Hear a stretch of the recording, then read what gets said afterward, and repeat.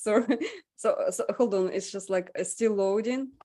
But yeah, if anyone can stream audio, you guys totally can. Redirecting live streaming page, and we are live. Awesome. And it works. Amazing. Welcome, everybody. So today's subject is Orthodoxy around the world. And I have a very exciting panel today. So 2 more V's. Hold on, there.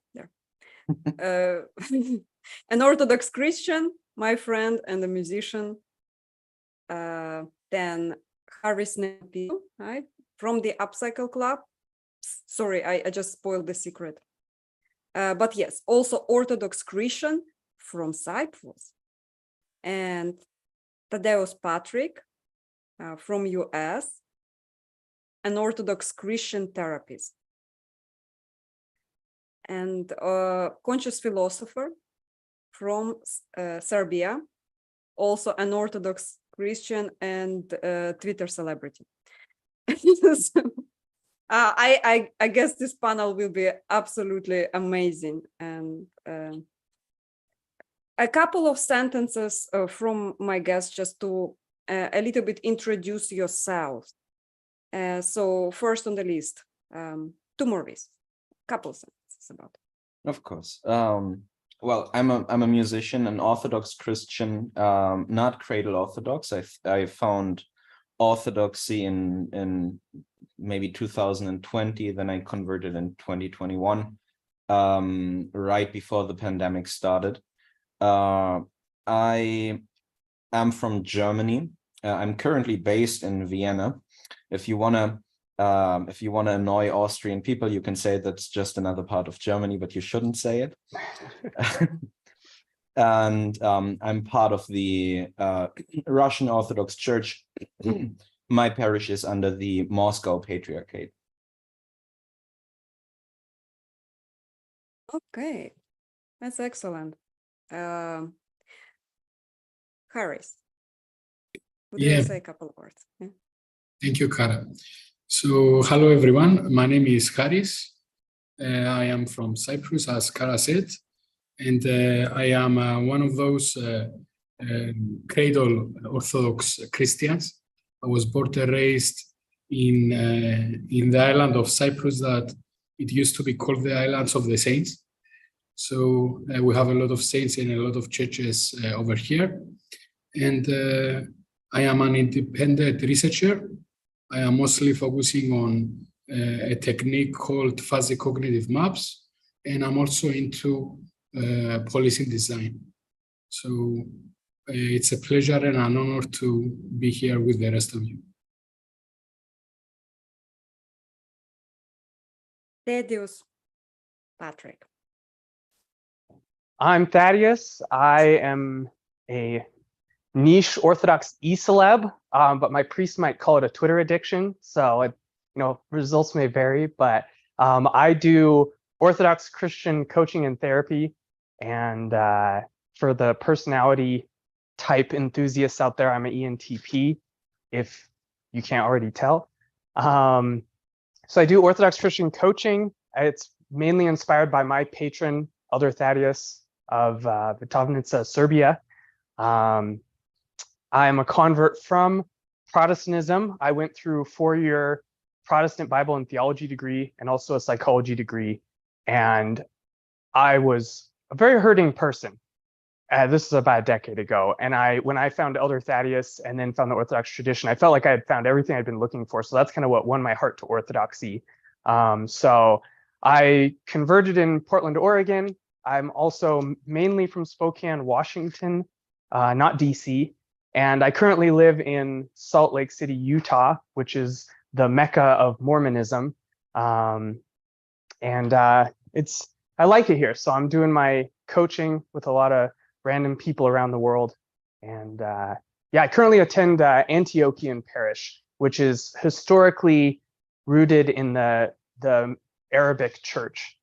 But here in the United States, it's like one of the most convert-heavy dioceses there is. So, Yeah, sounds like a lot of awesome experiences and takes.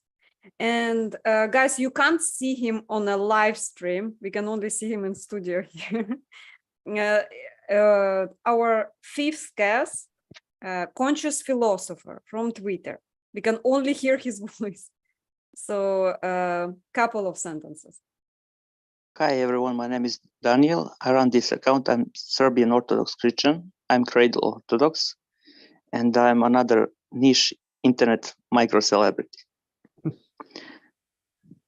I post a lot of memes on Twitter, and I became famous over the last year or so. And yeah, I'm glad to be here.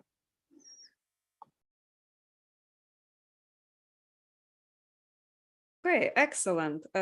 Daniel, could you tell me a couple words about how did you become Orthodox, or have you been originally baptized as an Orthodox? I have been baptized when I was a baby as an Orthodox, but only recently, about I think year and a half, I became more interested in Orthodoxy. I was quote unquote radicalized by Patriarch Prime, another good Twitter account, where I started to value Orthodoxy more than I ever did before. I started to see its beauty and how true it actually is. And I started to become more involved in Orthodox apologetics, you could say, by defending the faith and criticizing a lot of internet atheists, pagans, Muslims, and so on. Okay. Sounds like a good place to hide your identity. Okay. Awesome. So you are from all over the world, basically. I could not get any Orthodox Christians from Australia. I asked. I would like, as a first direction of this conversation, to talk about why there are so many different Orthodox fractions and what actually unites us. And yeah, I want Tadeusz to start, and you guys pitch in. I think it traces back to the apostles, because sometimes people think that, especially if they're kind of used to the influence of Catholicism, that it's like, why are there all these jurisdictions? But when you look at the early church, right out of the gate, there were multiple apostles. They all had the ability to input into each other's lives and disagree with each other, which we see in the scriptures in the book of Acts. But when the apostles went out into the world, they founded many different churches, and they'd write letters between each other. But eventually, 5 of them in particular took kind of leadership of the church, which was Rome, Constantinople, Jerusalem, Antioch, and Alexandria. So those are called the 5 ancient patriarchates. And the church always worked through communion, through whenever there was some kind of conflict, such as when in the 4th century, Arius started teaching that Christ wasn't fully God, he was a created being. The church would get together and all talk together, as the apostles had in Jerusalem. And this has been the pattern ever since. And it's a testimony to the work of Christ that he alone is the head of the church. Ephesians says Christ is the head of the church.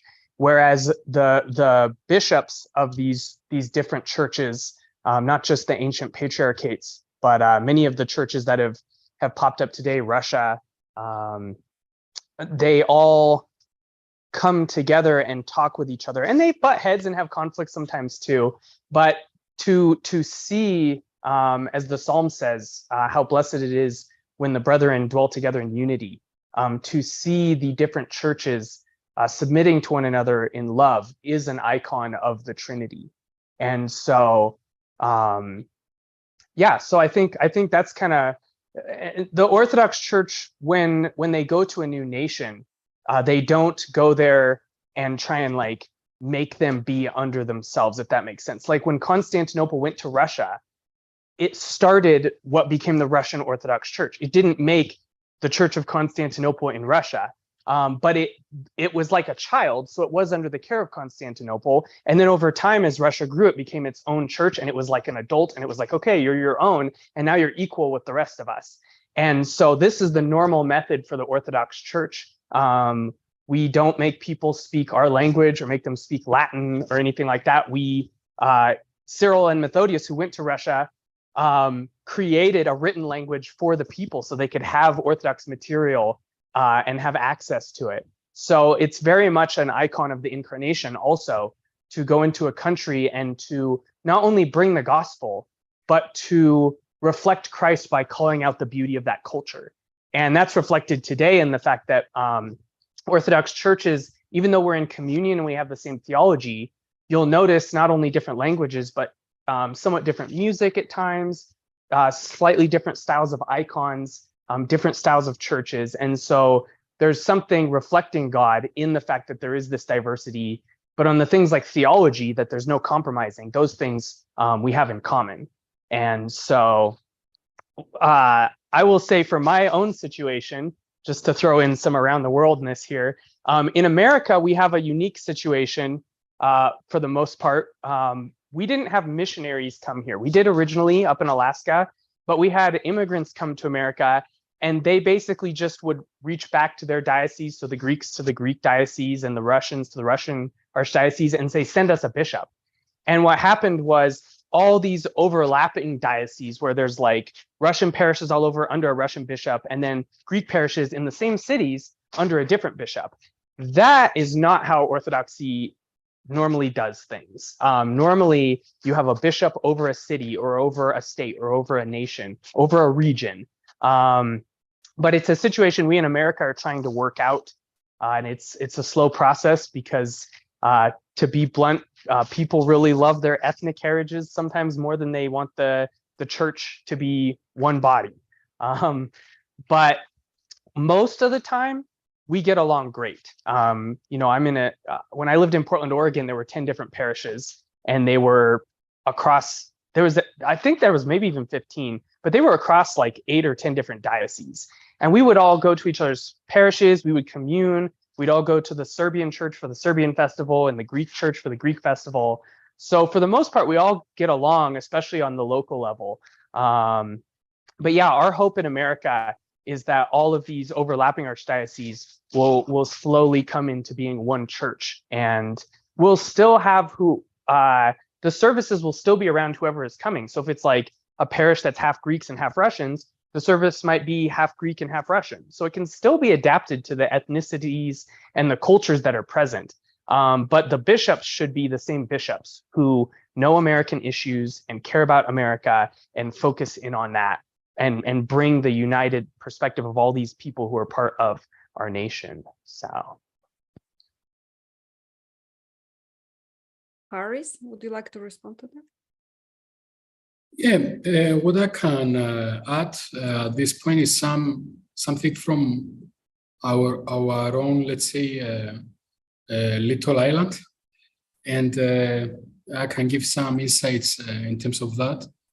Basically, the Church of Cyprus is one of the autokephalous Greek Orthodox churches out there that altogether they actually form the communion of the Eastern Orthodox Church.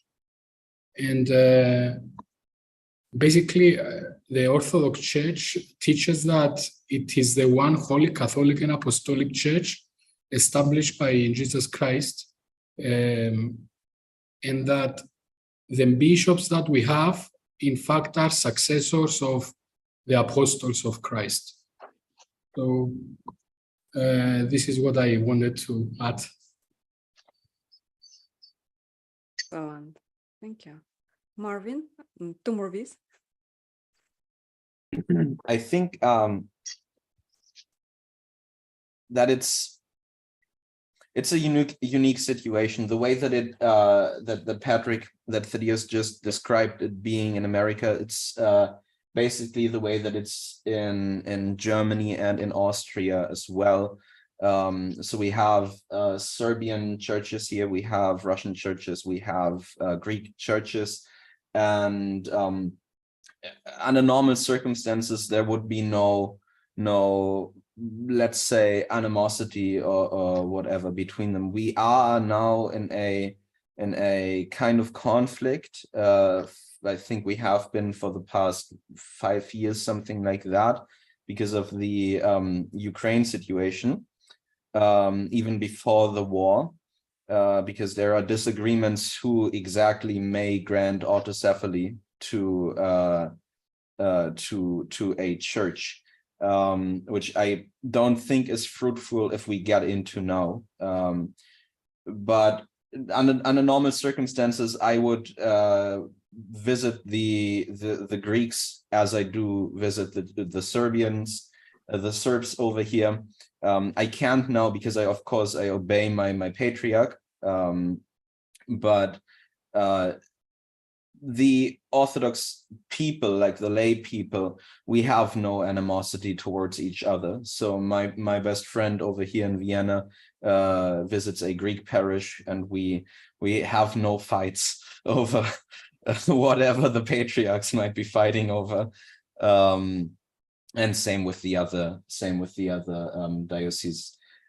So I think a problem, as Lydia's laid out, is that the way that Orthodoxy came to our countries is not as missionaries primarily, but as foreigners who resettled their lives into a different country and then brought their churches with them. And on the one hand, that's like, for me, that's a beautiful experience. I have no problem whatsoever with not understanding the liturgy. I know the liturgy. I know what is being said at what point. I mean, not like word by word, but I know in which part we are at the moment, even if I hear it in Russian. And because I'm an emotionally based person, it even makes it easier for me to let myself, let go of myself in the liturgy and just be present in a sense. But I know other people who have problems when they don't understand what's being said, and I think that's very understandable. And so we have to find some sort of balance between translating enough and let's say Germanifying the Russian liturgy or the Greek liturgy or whatever, so that we can speak to people who maybe not have a weird thing for Russian culture or Greek culture, but who would just like to be part of the church, but in their own language and embedded in their own culture. And so that's something that we, like the bishops, the priests, and the lay people as well, I think, should be working on in the next decades. Because that's going to take a long time, so that we can find this kind of balance. And then, because in Orthodoxy, we have, like Jonathan Pajot talks about this a lot, the beautiful thing about Orthodoxy, as opposed to, for example, Catholicism to a degree, is that we have unity and multiplicity. So the way that we are different in Greek churches, Russian churches, Serbian churches, and so on and so forth, is not that we believe different things. The things in which we are different are not things that divide us or that are opposed to each other. They are like languages or dialects, expressions of a culture that do not go against teachings of the church. And that is something that we're going to be finding out in the future, God willing, how we can multiply this multiplicity while still being a form, like maintaining a form of unity as one body. I like it. I can draw from there that it's not about who is right, but about the belief in God and our service. Yeah, like for example, if you're someone from what the East, like from Greece or from Syria or whatever, like something simple like the chants that we sing, like the way that we sing in the church, is like you're just gonna feel more at home in a place where they sing the way that you know how your people have sung for the past 1,000 years or longer. And like for me, it's the opposite. For example, like I find, of course, I find beauty in like the traditional Greek chants. But the way that I feel most at home is with the Russian chants, for example. That's very westernized, and it's just the way that I know music, and so that's easier for me, and it doesn't feel as foreign. That's not something that's important. It's not doctrinal. It's not theological, at least not really. It's just like a personal thing, and that you can expand that to like whole cultures. And it's not like, oh, the Greeks are right for singing that way, or the Russians are right for singing that way, or whatever. It's just that, like, yeah, it's like languages in a sense, or tastes or something. Now, the voice from beyond the YouTube stream, Daniel, conscious philosopher. What is your take on all of that? I don't know what to say, because when you look in this situation in Serbia, we have, I think, of 6 million people, we have 84% Orthodox Christian, and all of them, I think, are Serbian Orthodox Christians. When I started looking abroad, let's say in the United States, I found out that they have a lot of different, like there is a Greek Orthodox Church, but there is Russian Orthodox Church. All those separate entities who are basically united, they are all Orthodox. But it's good to have a lot of different types of Orthodox people, but I think they have too many of them. And when it comes to Serbs, we have Orthodoxy embedded in our culture, in our identity. It's part of who we are. Well, the communists tried to take away that, but that didn't work in the past 50 or so years. And I think that we are united in what's the most important in theology, in doctrines. Russians, Greeks, Serbs, we have same theology. We don't have anything different. We have maybe different languages which we use for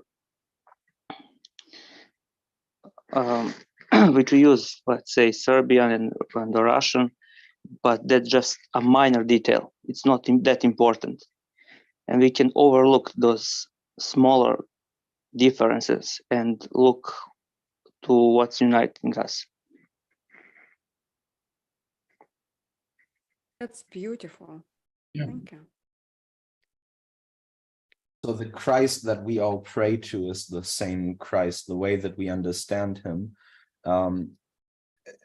It's sometimes sounds a little mean talking like that, because if I say that, then that also means that the Christ that certain Protestants pray to, for example, is not the same as the Christ that we pray to.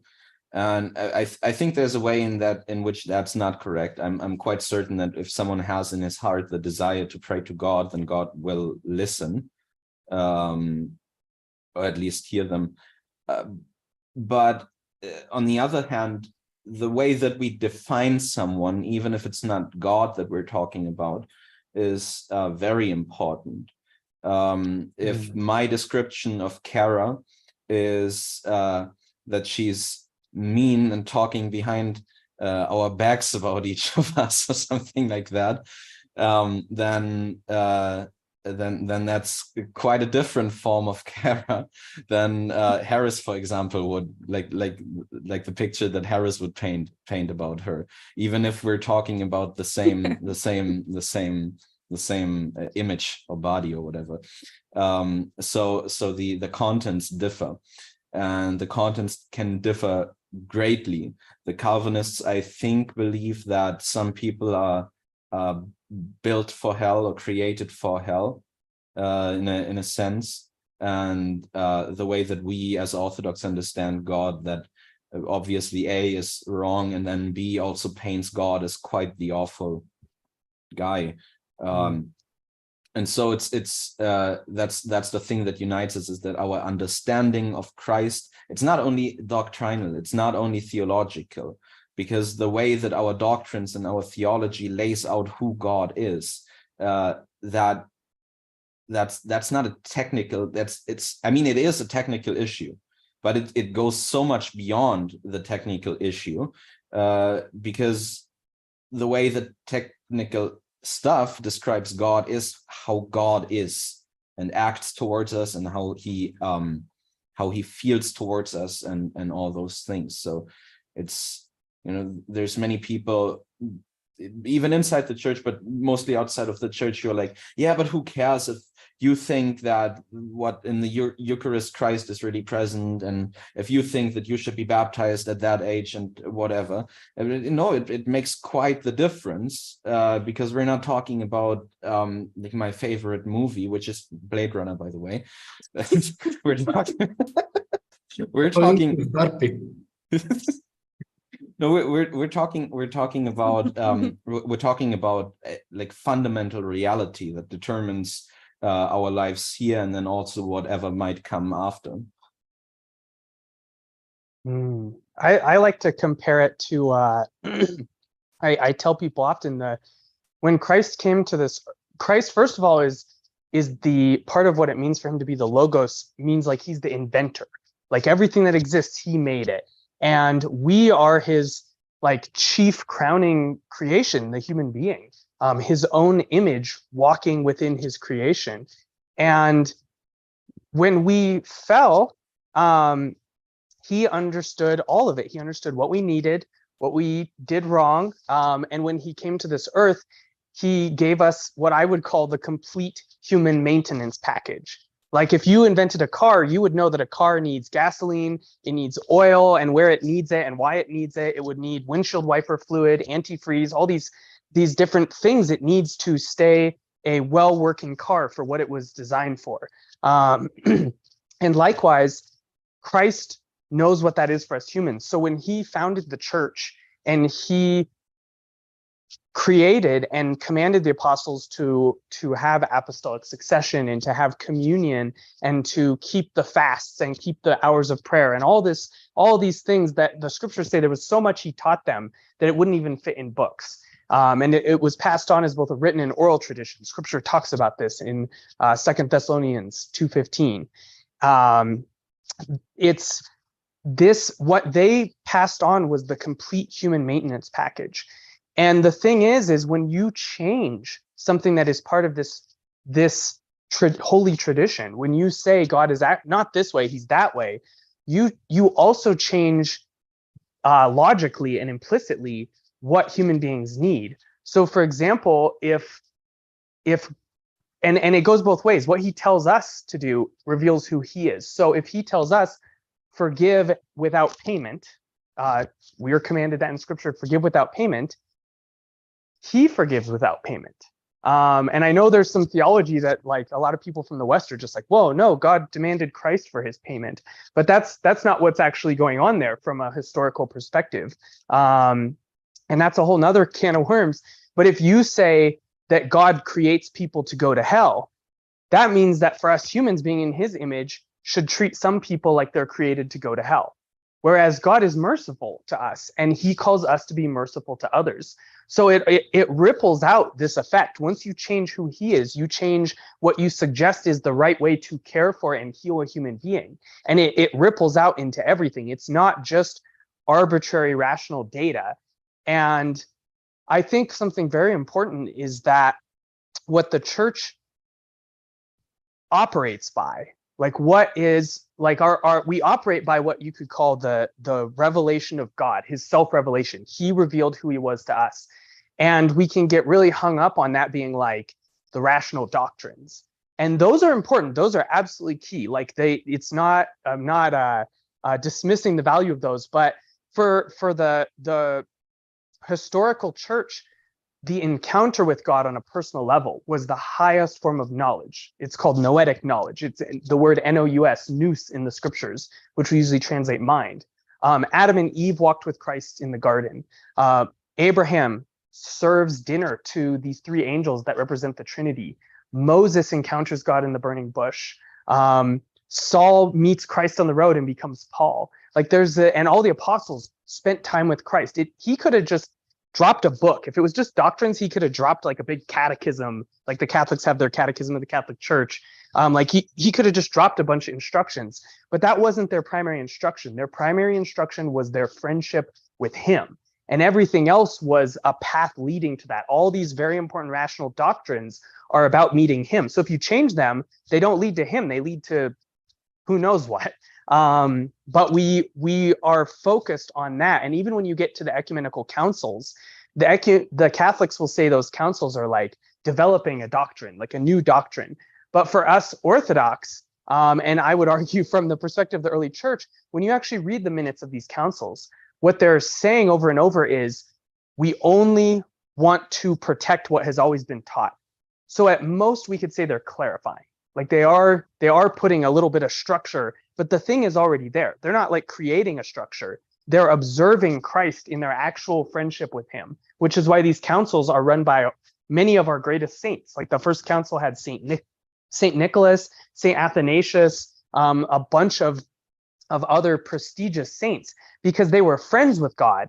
And that's what gave them the ability to speak from experience at the councils. And so for us Orthodox Christians, everything is about the real encounter with God. And all these doctrines are so important because they are the path that leads to him. In themselves, they're nothing. You can just teach all these doctrines and not know Christ at all. But at the same time, if you change the doctrines, it's like giving people wrong directions on a journey to a destination. They end up at the wrong destination. So it's ultimately about the experience of God himself.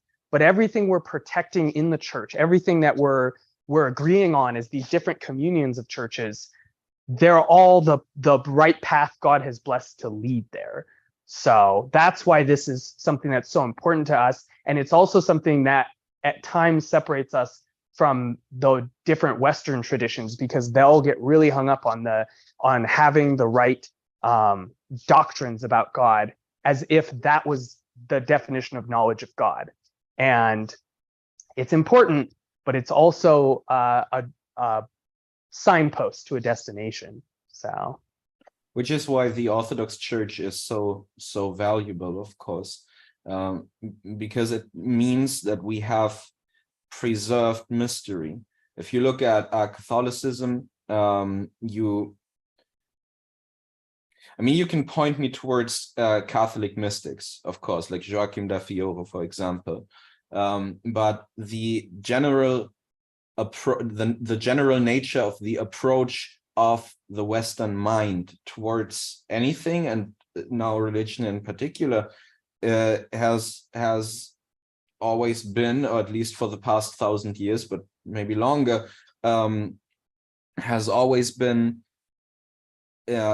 rational and trying to unravel something that can't be unraveled.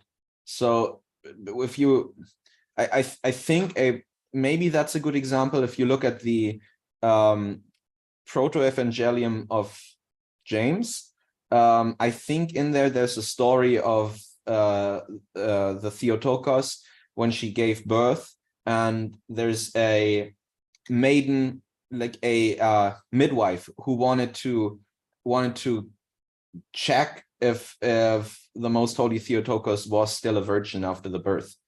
And when she tried to, her whole hand was burned. Like, that's not a canonical account of what happened, but it's a story. And so that's like, some mysteries cannot be revealed, period, or cannot be revealed without destroying them and what they stand for. So if we try to like rationalize everything, then we're gonna, I think Alan Watts said something like, if you cut something open with a scalpel, then something dies always. And that's the same thing that's happening here. Great. This is all very interesting, and we are learning a lot of things from listening to all of you. I just wanted to add that going back to the issue, let's say, of how well connected are all the different, let's say, facets of Eastern Orthodoxy. I just wanted to add that in the case of Holy Mount Athos, there you get like 20 monasteries. And of course, some of them, they are Greek because it is within in Greece. But of course, you have the Russian monasteries. The Russian monastery, you have the Bulgarian one, you have even the Serbian one, which is a great monastery, the monastery of Hilandar. And all of when you visit there, what you realize is that we are all brothers. So this, how do you say, this difference, let's say, only in terms of language, it's seriously the only difference there. Everything else is exactly the same. So this unity can be felt also in terms of the ascetic, let's say, way of life.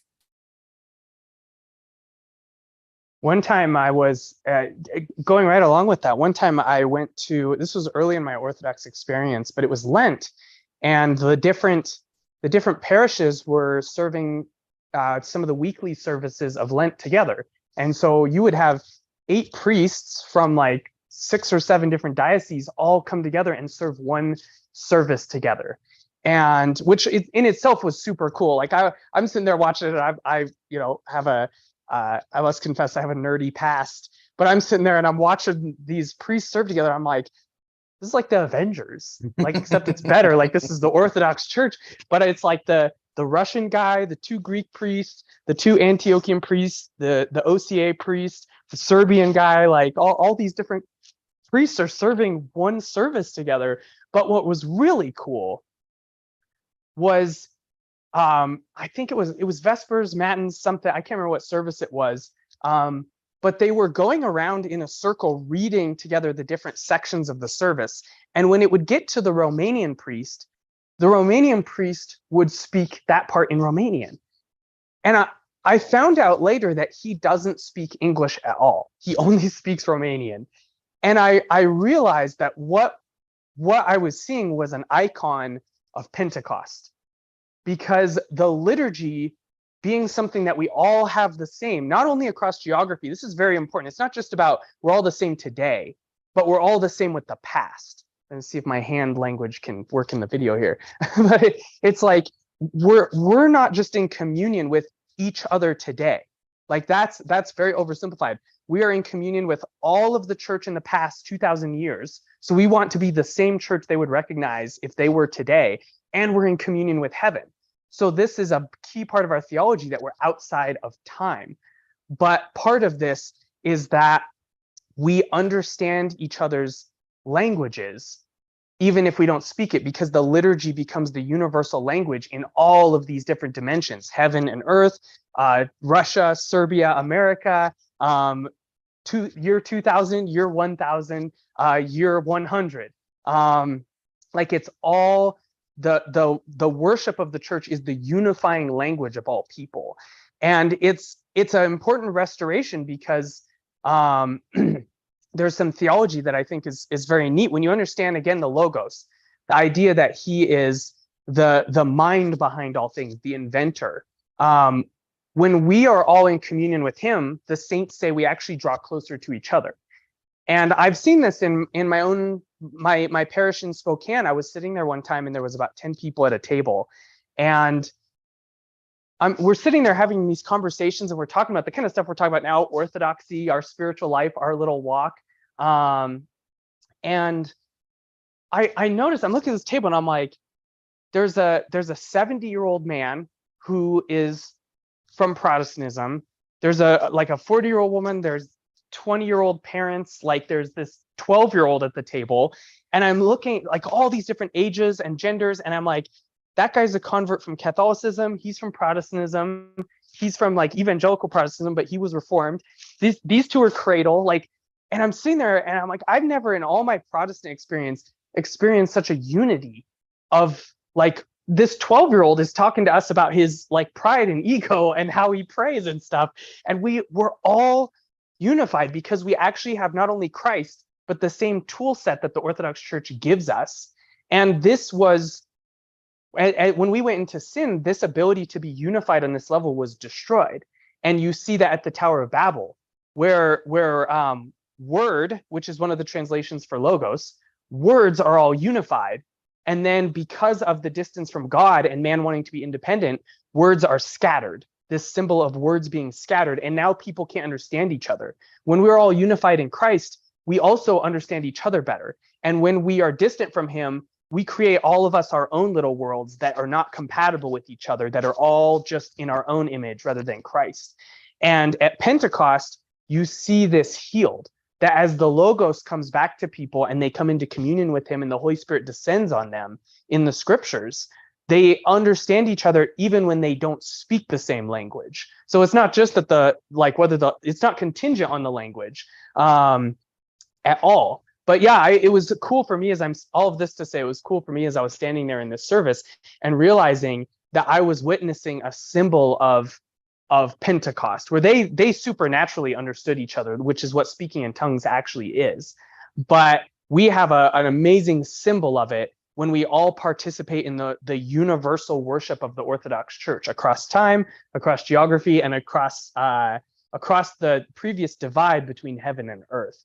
So I think we get to see that anytime we go to each other's services, when we have conversations like this.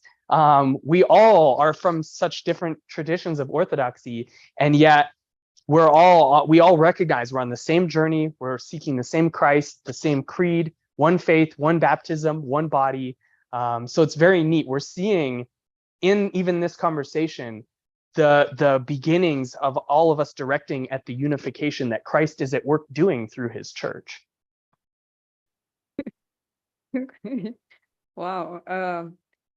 I wanted to bring in, when you talked about the unifying power of languages and the Pentecost, Marvin started a project, which I contributed to, is a prayer, same prayer in all the different languages across the world.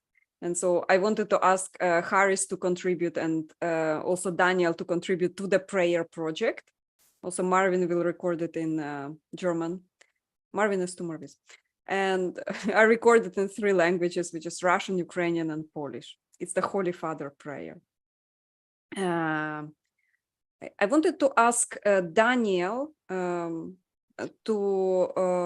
talk about a little bit about the different, other different Orthodox churches in Serbia, within Serbia.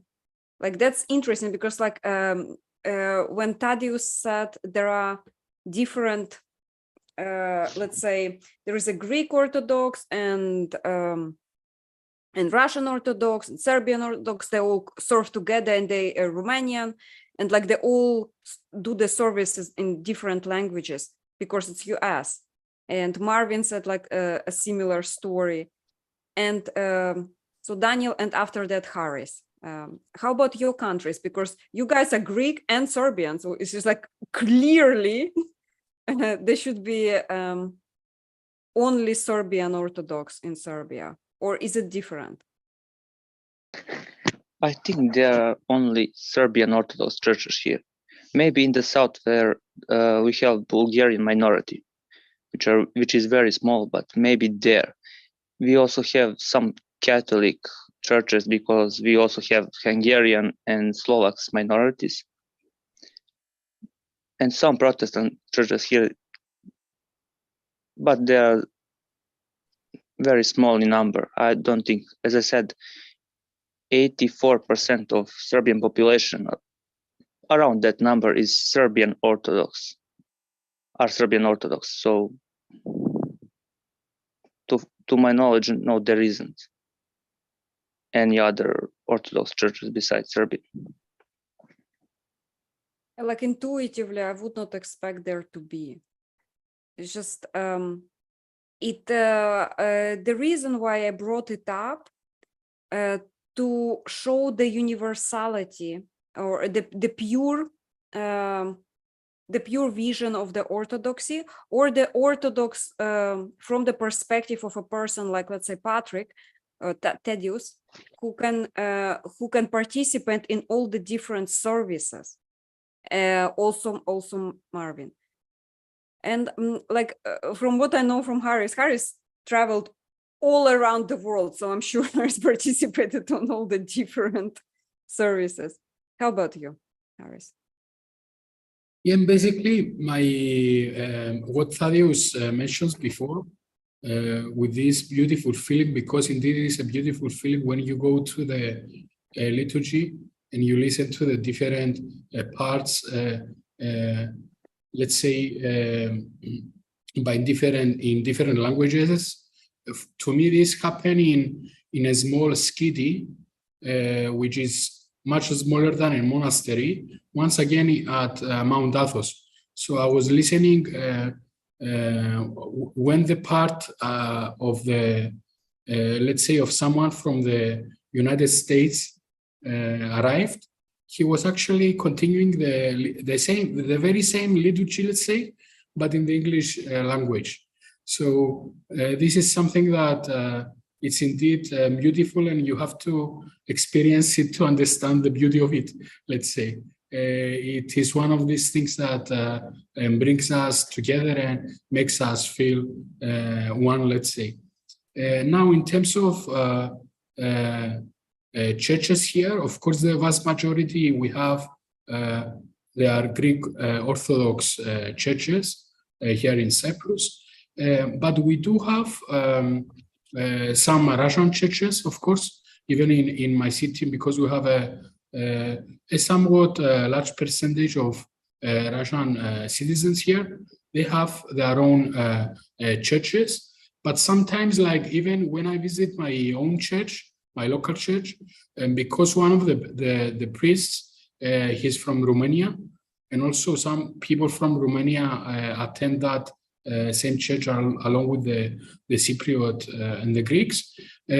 Sometimes we get to listen to that part in the Romanian language. So once again, it's like a repetition that speaks to the heart. So yeah.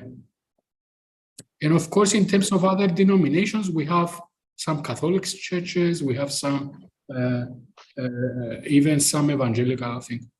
So yeah, but mostly it's Eastern Orthodox churches. We see a mini version of this Pentecostal idea, but really it's a mini version on Pascha, for example, when at least I don't know if that's universally done, but in my parish and in the parish of Father John, who is the priest from America who catechized me, is that when we say Christ is risen, we say that in a whole bunch of languages, like German, of course, Russian, Greek, Serbian, I think Romanian, English, and then some more that I couldn't make out. Georgian, probably. Excuse me? Georgian, I think, also. Yeah. Yes, right. So that's like it's a very small version, but it's also pointing at this unity, because the languages that are spoken are the same, but the message, like the gospel that is spread, the languages are different, but the gospel that is spread is the same. At my parish, the priest, when we do the Lord's Prayer, here it's a big well-known parish in Salt Lake City, and when we do the Lord's Prayer, it's often at least like, it's not every Sunday that Father Paul does it, but it's often he comes out and he'll say Serbian, and then the handful of Serbians will pray in Serbian, he'll say Greek, and it's when he does it, it's at least 10 different languages: Portuguese, Korean, Chinese, and it's so cool. I mean, it takes a little while, and you're kind of listening to the same prayer in a language you don't understand over and over, but it's still, I always am like, this is so cool to have like 10, 12 different languages. So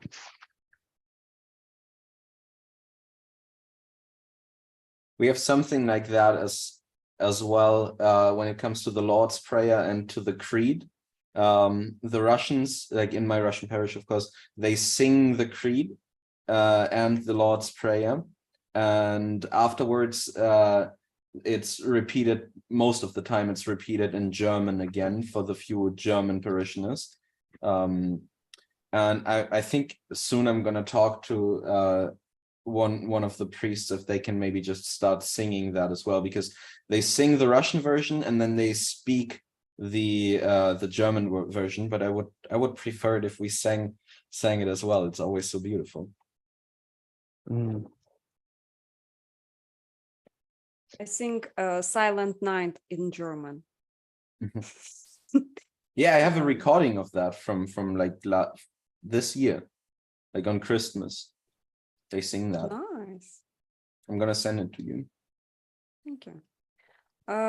Guys, we have questions a little bit from the audience, but the first question was asked yesterday, like pre-asked by my friend EM.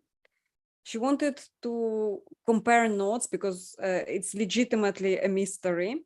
How does, what is the procedure to be baptized as an adult person?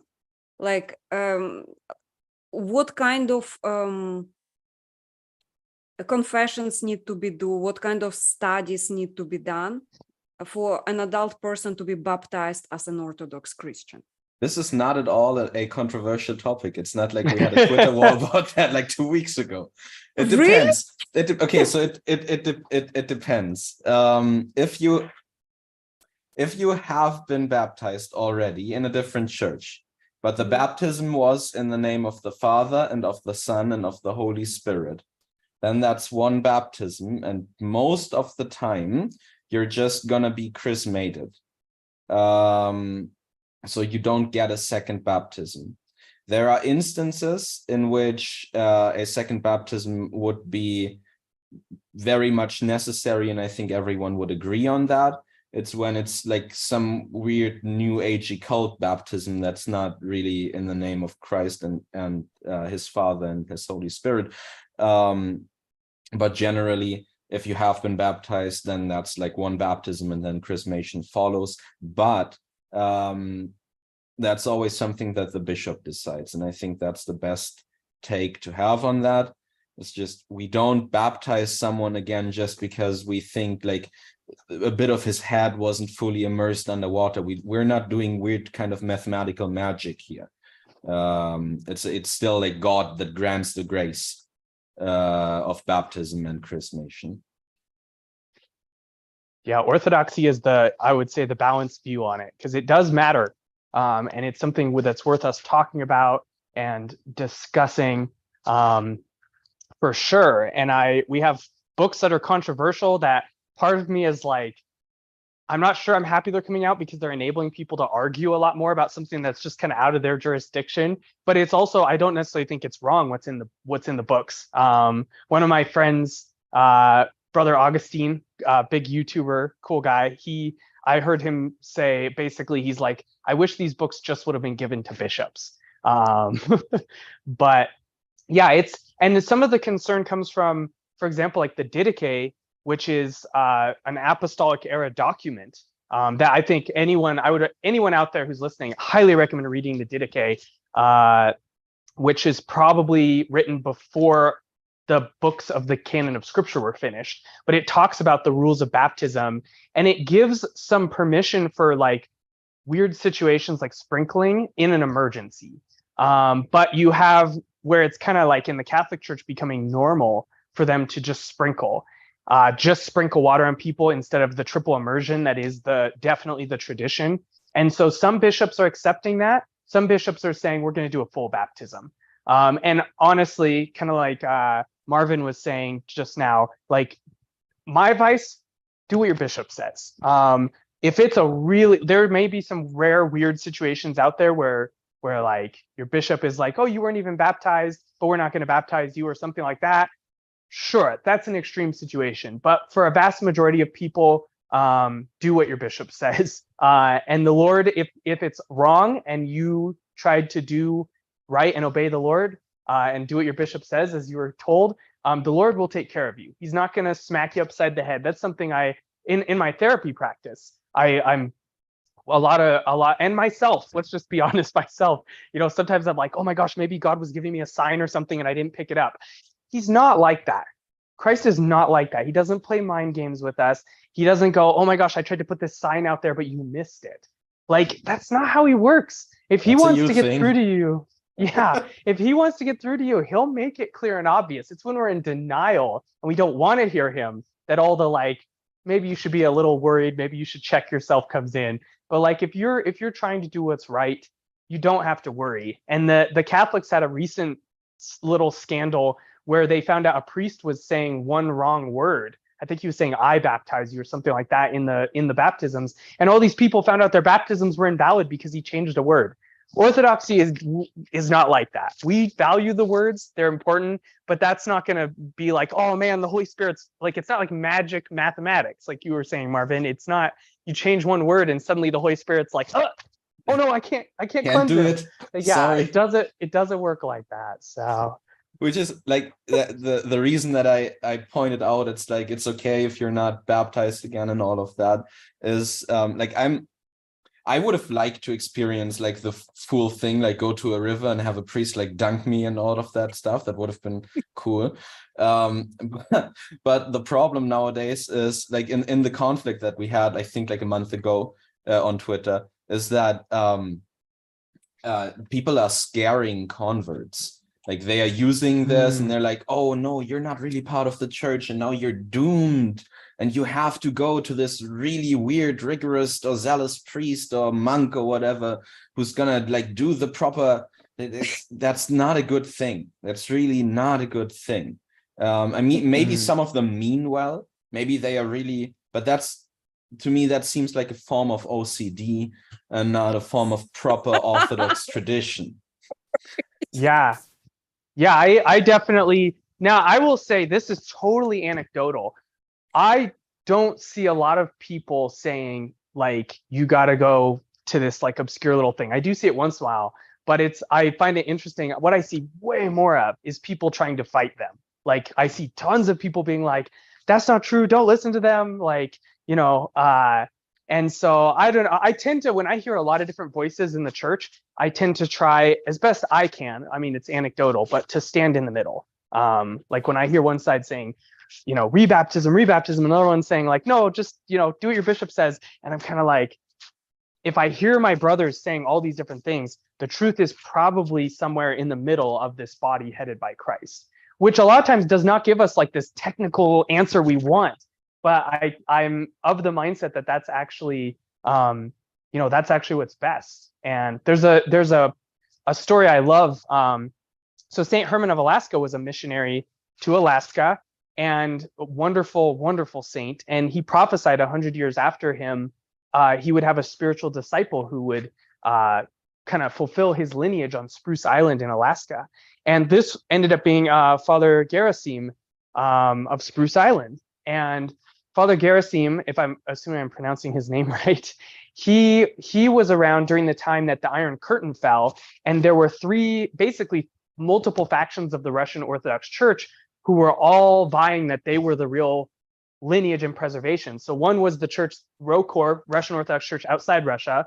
One was the church that had gone underground in Russia, and one was the one that was the official state church. And when the Iron Curtain fell and they could all communicate again, they're like, we're the ones that carried on the tradition.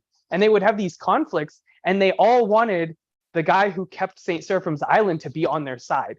And he was like, nope, I'm not on any of your guys' side. I'm on the side of the church. And they all hated him for it. Like they were all mad at him, and people would criticize him. But that was the right call. Sometimes the right call is that you go, no, this is wrong. And sometimes the right call is saying, no, fighting about this is wrong. Like I'm going to be neutral, and that's not passivity. That's not centrism. That's your spiritual stand. Your stand is on what's right, and what's right varies from situation to situation. So it's all, the only thing that is the real black and white of what's right and wrong is the will of the Father, which is why Christ did the will of the Father constantly. Which is why which is why it's helpful to try and look at the motivations of the people arguing. I think that generally, like, listen to your bishop. That's quite good advice most of the time, and we should be doing it. But sometimes there's like the reason someone is saying it is not because that's what you should be doing, but it's because of some, for example, some weird extreme law for authority instead of the actual reason why we should be listening to our bishop. And the same thing is with people who say that you have to have the rebaptism or whatever. It's not because they are. I mean, I'm claiming this. No, I don't know. But with some of them, it's not because they it's so important to them that we observe proper tradition, but it's because they have this weird understanding, as we just talked about our tradition, that is mathematical and magical in a sense. They go, oh no, I forgot to add a frog to my potion, and now it's not gonna do the thing that I wanted it to do. Like that's not how things work in a church. And so it's helpful to look at what exactly is the motivation behind why we stand for what we stand for. So yeah, I agree with you that's an like diving a little deeper into why it's probably in the middle when you have your brothers arguing. Okay. Just yeah, the middle is the safest place to be somehow. I wanted to ask Haris and then Daniel, if you even experienced, like witnessed baptism at the adult age. It's not very common, actually. Like I rarely met, but also Marvin and Thaddeus are the two people that I know who were baptized at the adult age. Yeah, if Daniel is okay to address this firstly, I have some personal experience basically. I was approached from a colleague from Spain. He was he was part of the Catholic Church, and he wanted to convert. And he asked me to join me in one of my pilgrimages over at Mount Athos. And we actually went 3 times together. So the most important thing is that he actually chose, for some reason, the Hilander Monastery for his let's say, to go there in terms of this baptism. And we were fortunate enough to, after the Pascha, some years ago, to actually get him baptized in the waters over at Mount Athos. So it was like full immersion and everything. But before that, what I just wanted to add is that the most important bit, from what I understood, is what is called catechesis. Like they are gonna, the priest there, they are gonna suggest to the individual that he wants to convert, like a series of things to do, from studying the scripture, from maybe studying some other patristic text, from attending the liturgies, from visiting back, let's say, sometimes. So it's a process. It's not something that it happens like this.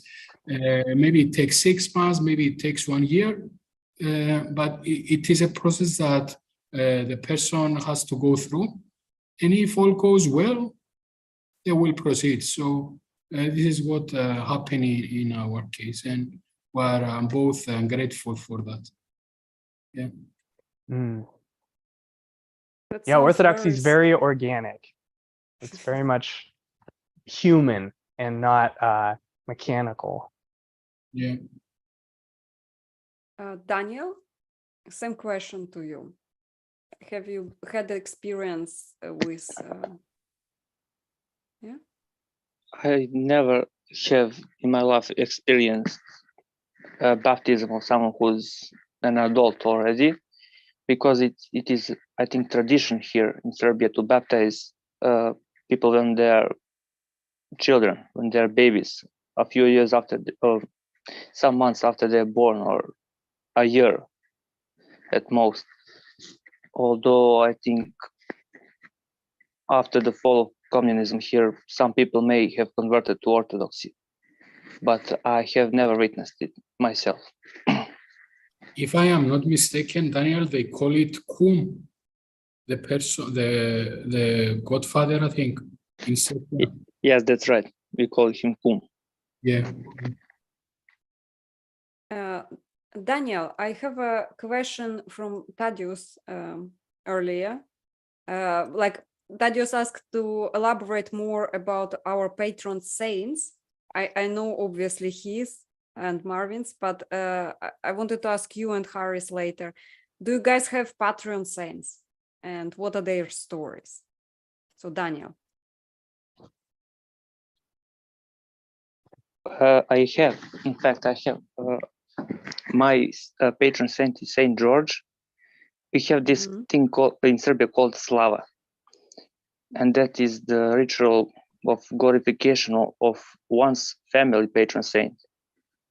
So it's not just my patron saint; it's the patron saint of my whole family, and that's the thing that is specific to only Serbs, I think.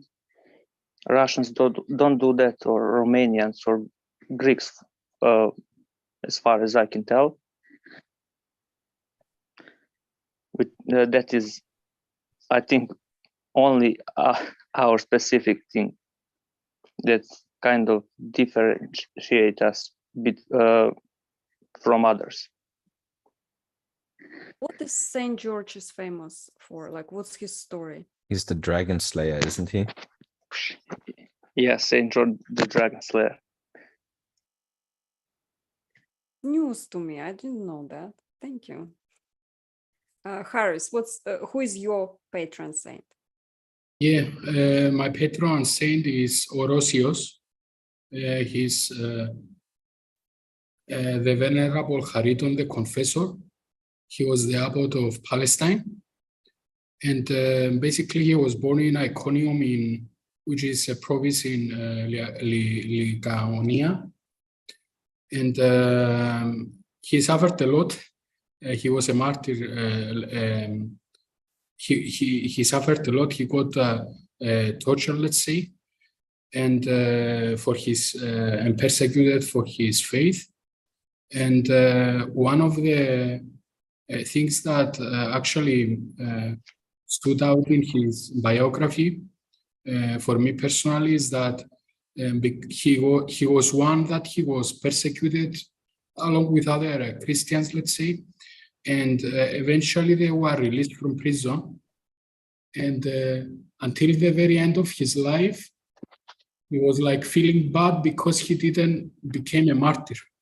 So that he didn't actually die, let's say, that he managed to escape death. And what happened later on, he devoted his life in faith, and he managed to establish many monasteries. Some of them they were called Lavra, one of them being the Lavra in Palestine, and he's actually one of the confessors, let's say, of the Eastern Orthodox Church. He's not very well known. His memory is on the 28th of September each year. 28th of September. Orsius. Is that Orsius? Osios. Osios means Osios. Osios, yeah. It's a Greek word, and it's we actually call some of the we have saints, and we also have martyrs, and we also have Osius, let's say. So Interesting. Somebody who overcame the torture and lived on teaching others. Mhm. That's a good patron saint. Oh, like I am also very impressed by Dragon Slayer. Like I guess he's yeah. I'm not joking. Sorry, no jokes. Sorry. No, it's the oldest icon that we have from Mhm. Saint Christopher is a man with a dog head. It's from the 6th or 7th century, and it's with Saint George, and they are both killing snakes. I will not bring up your dog. Okay. It's for other. It's an Easter egg.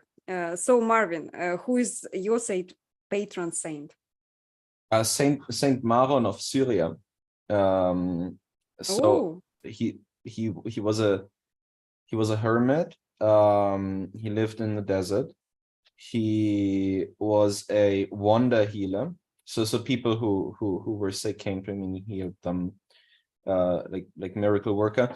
And he was a friend of Saint John Chrysostom. They wrote letters to each other. I can't tell you much more, to be honest. Only that the Russian grandmother, who like the babushka, who basically adopted me when I when I moved to Vienna, she told me that he also is the patron saint of those who have trouble sleeping. So if you're like me and you can't sleep at night, then it might help to pray to Saint Maron. awesome. And Thaddeus Patrick, you have two patron saints. 2.5. 2.5. Oh my God, like the Lord of the Rings bunch. Sorry, I did not want to joke. My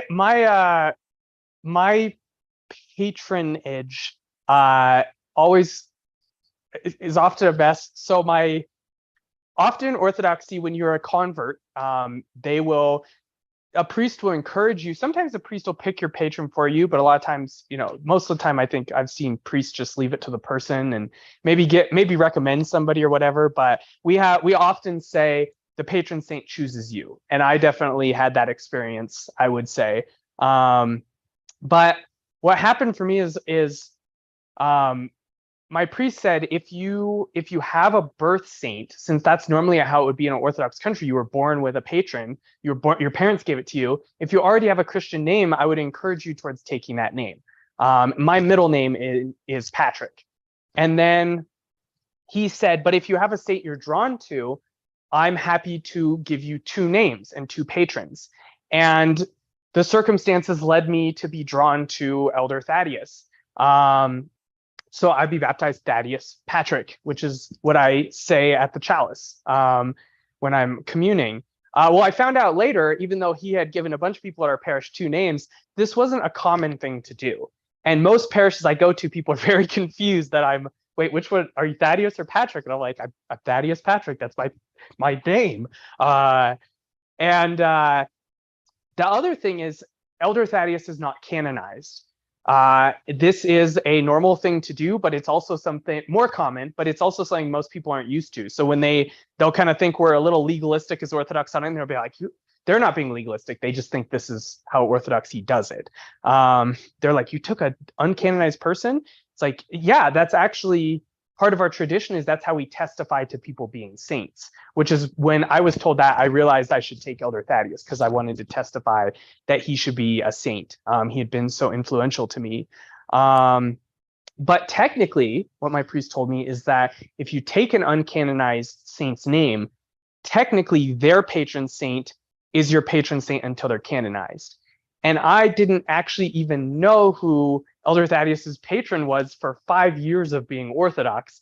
And then I was on a Discord server that was like 30 Orthodox people from New Zealand, and it happened to have an Orthodox priest on there. And I was telling that I don't know who my patron saint and explaining it. And he goes, well, I'm friends with the monks at Elder Thaddeus's monastery in Vitovnica. Let me email them. And a couple days later, he got back to me and told me who my patron was, Saint Thaddeus the Studite. He was a confessor of icons in the 9th century and died defending icons. And so I always joke I have 2.5 patrons because St. Thaddeus the Confessor is my patron, St. Patrick is my patron, and then I have an uncanonized saint. He's a saint, Elder Thaddeus. So yeah, I'm spoiled rotten with three patron saints. So, but Thaddeus is the one I identify with. I call him my elder. I have little pictures and magnets of him around my apartment. He inspired my coaching practice, and it's named after him. I probably quote him more than anybody else when I'm talking to clients. Definitely more than Carl Jung or Sigmund Freud. So yeah, I love Elder Thaddeus. And one day my hope is that I'll get to go to. They did announce this last summer in Serbia that he is going to be canonized. So my hope is that when they have that service in Serbia, I would love to fly out there, maybe see Daniel, meet Daniel in person. So yeah. I think Daniel is like Banksy. He will never show himself. We can only guess. Yeah, Daniel, how do you feel about that? I'm sorry, I missed the part where you were speaking. I was reading the chat. Thaddeus Patrick is planning to go to Serbia if like opportunities will be favorable. If Elder Thaddeus is canonized, when they have that service. When he's canonized. He's totally will be canonized. If that happens, let me know, and we can maybe meet. Awesome, I would love to do that. Since we're flexing unofficial patron saints, I'd like to chime in with in my time as like a new agey psychedelic drug lord. I always had like a very weird connection to Saint Tsar Nikolai II, which I can't explain why. I did never look into it much. It's just it felt like he was my friend, which you could just chop up to like delusion or something, but it's like it still feels the same way. And after I really read up on history and like got an icon and then like go to the Russian church that was built by him, I think like that ramped up. And I think people can understand because he just seemed like a very kind, like besides the fact that he's a saint, he just seemed like a very kind person from everything that I see and read about him. And then the other one is Saint Christopher, of course. Like the dog-headed man. I think the last time that we talked, I went into that, so I'm not going to go into too much detail, but he's a monster who became a saint, and he is a symbol for the possibility of exactly that. Like no matter how far away you're from Christ, you can it's not only that you can find your way back, but Christ will seek you out himself and make sure that you can. And that's quite beautiful. That's really appealing to me. Like I liked it last time, just being accepted even when you're a monster. It's beautiful.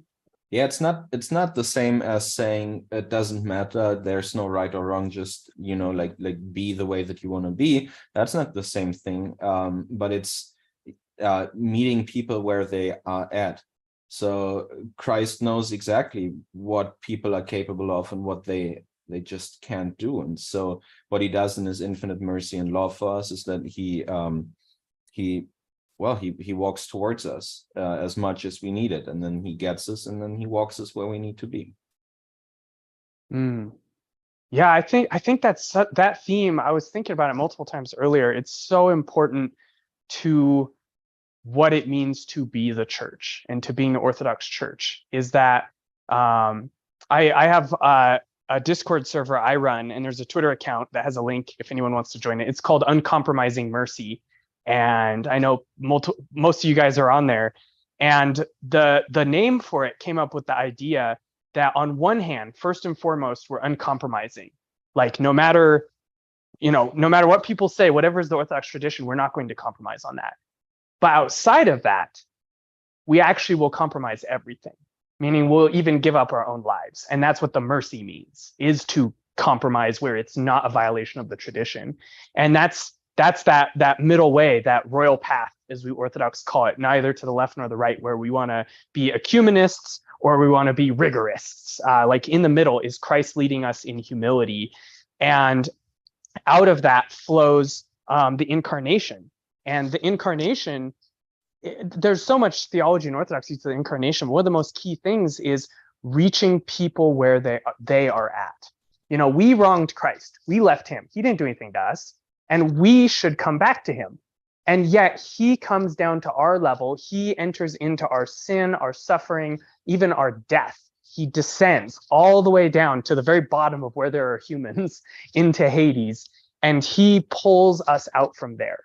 And we see that with St. Herman when he goes to Alaska. We see that with all the Orthodox missionaries, where they come with this encounter of God, the Spirit of God being their friend. And when they encounter the culture, they look at it and they go, what's beautiful here that we can salvage? What still reflects God? Because no human, if we think something is so bad or so evil or so cringy or whatever it is, that it doesn't have any goodness left in it, we're suggesting that evil can be a created thing and that it can be out of nothing, ex nihilo, because God didn't make evil. And I think we have to realize that all evil is a perversion of something good. And this is something all our saints say over and over, which means that every evil is a mispursuit of something good. Even when Eve bit the fruit of the knowledge of good and evil, she was trying to pursue theosis without understanding what it was. She wanted to become like God. We humans don't just have random desires. Like we want things because God put the desire there. But our sins come when we let those desires become evil, as James says. And then it gives birth to sin. And so Metropolitan Anthony Bloom, wonderful Metropolitan, I highly recommend anyone watch his videos of his talks on YouTube of when he was on this earth. He talks about how the way Christ worked when he was on the earth was he would look around and see the beauty of people. And everything he did and everything he said was to call out that beauty. Even when he says, go and sin no more to the Samaritan woman, and even when he's angry or he gets out the whips and cleans people out of the temple, like it's always out of love. It's always out of drawing the beauty out of people. And St. Herman, like I was saying, he did this when he went to Alaska. He looked for what was beautiful in the Inuit culture and the culture of these different Alaskan peoples, but he filtered it through orthodoxy. And so it's our job as Christians and as the church, whatever we encounter, whatever culture we encounter, whatever movies, like whatever it is, whatever people like, even though we have to recognize there's something bad there and we have to be vehemently opposed to the evil, we can't actually even rightly identify the good and the evil if we don't know the beautiful first. So if we just see something's bad, we're just going to throw it all out. And imagine if God did that with us. Like if he did that to me, I'd be done. I'd be burning in hell. But instead, he looks at what's beautiful in me that he placed there, not to my credit. And then he sifts out the evil and he calls me to repentance and he sends me to confession and he has difficult people come and annoy me so I can see all my weaknesses, but it's always for the sake of that beauty. So I think that that's something the Orthodox Church does better than anyone else, partially just because we have the fullness of the encounter with Christ and we have all those tools that the church has given us. But if we're just focused on what's flawed or bad or cringy about someone or something, like we can't actually help them. We can't actually reach that person. So it's important for us. I think my personality, I specifically really like this theme of finding the beauty in all things. Looking wherever you go, even the most twisted things are a twisting of something that God made and that's beautiful. And so it's for the love of that beauty. If we love food, we fast from it. Not because food is bad, as St. Maximus the Confessor says, but to restore a right relationship with food. Sexuality is not bad, but lust is. So we maintain our virginity or wait till marriage or fast from sexuality Wednesday and Friday, the blessing of our priest, not because sexuality is bad, but because we want to restore a right relationship with it. Everything we do as Orthodox is not this legalistic Western mindset where it's like the bad things are bad and the good things are good, but we're constantly looking for the beauty in things and then operating with those things according to what actually restores them to what they should be. That is great. That is, if you allow me, I just wanted to add something small in terms of what we discussed at the beginning of the stream, in terms of humility. And I have here the second volume of Saint Paisios that I am sure many of the listeners, they know. It's I have it right here. Great. I'm reading it right now. Great. So this is the second volume on spiritual awakening. I just want to mention the title of the fourth chapter, only that. So the title of chapter 4 is For the Faithful, Martyrdom is a Festival. So this is the first thing I wanted to add.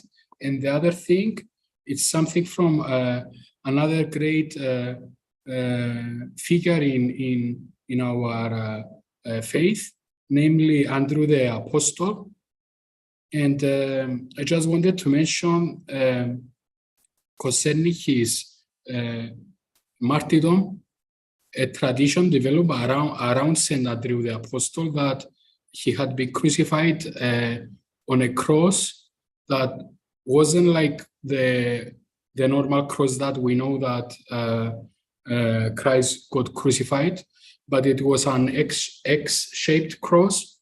And the reason is that supposedly on his own request, he requested for that shape of the cross, as he deemed himself unworthy to be crucified on the same type of cross as Jesus has been. So I just wanted to add these two small stories, let's say. It sounds like the X is very on top right now. Like Twitter is turning into X, and like all of that is symbolically kind of just eerie. Indeed, is symbolic, but I don't think everyone noticed that with the cross of Saint Andrew. So they noticed that that X marks the spot and all of this. And I know Jonathan Pajot made some quite, let's say, direct comments on it, and also Matthew, I think, if I'm not mistaken. But this is something that I've noticed personally, let's say, in terms of patterns. So, yeah. Yeah. Thank you. Like that was an interesting trivia, Aris. I have a question for you. It's from Trig, the user Trig, and she says, have you guys noticed the increase in people converting to Orthodoxy from Protestantism, Catholicism in recent years? So people actually like recognizing the value in converting, let's say, and starting to convert. Yes.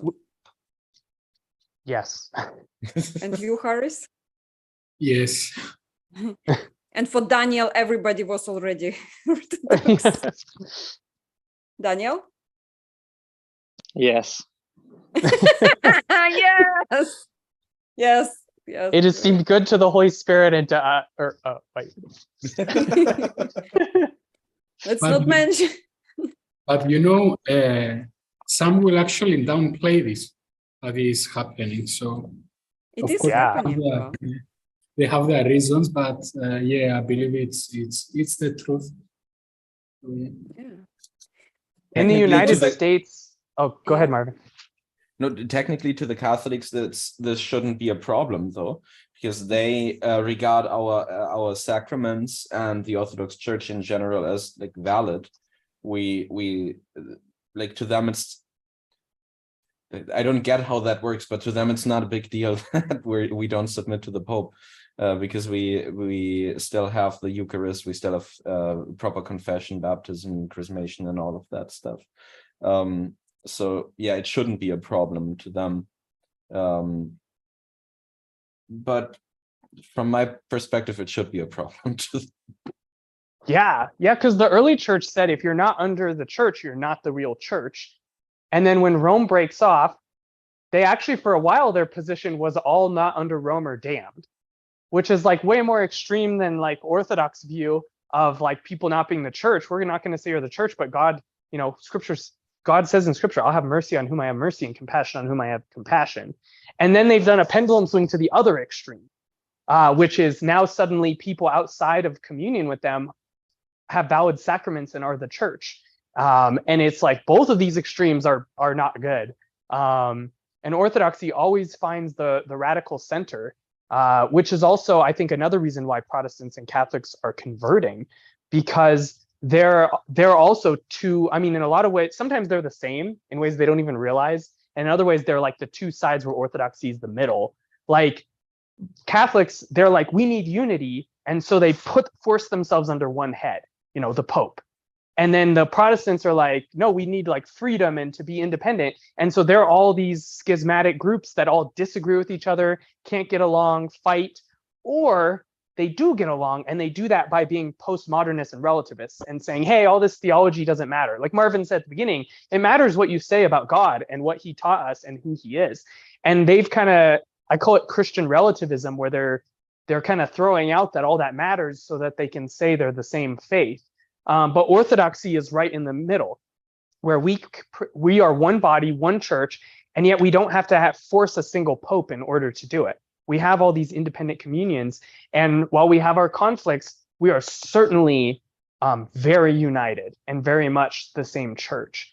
And here at my parish, we have, right now, I think we have over 60 catechumens, and we are baptizing them constantly, and more come in. We will baptize 10 of them, and we still have 50 to 60 catechumens.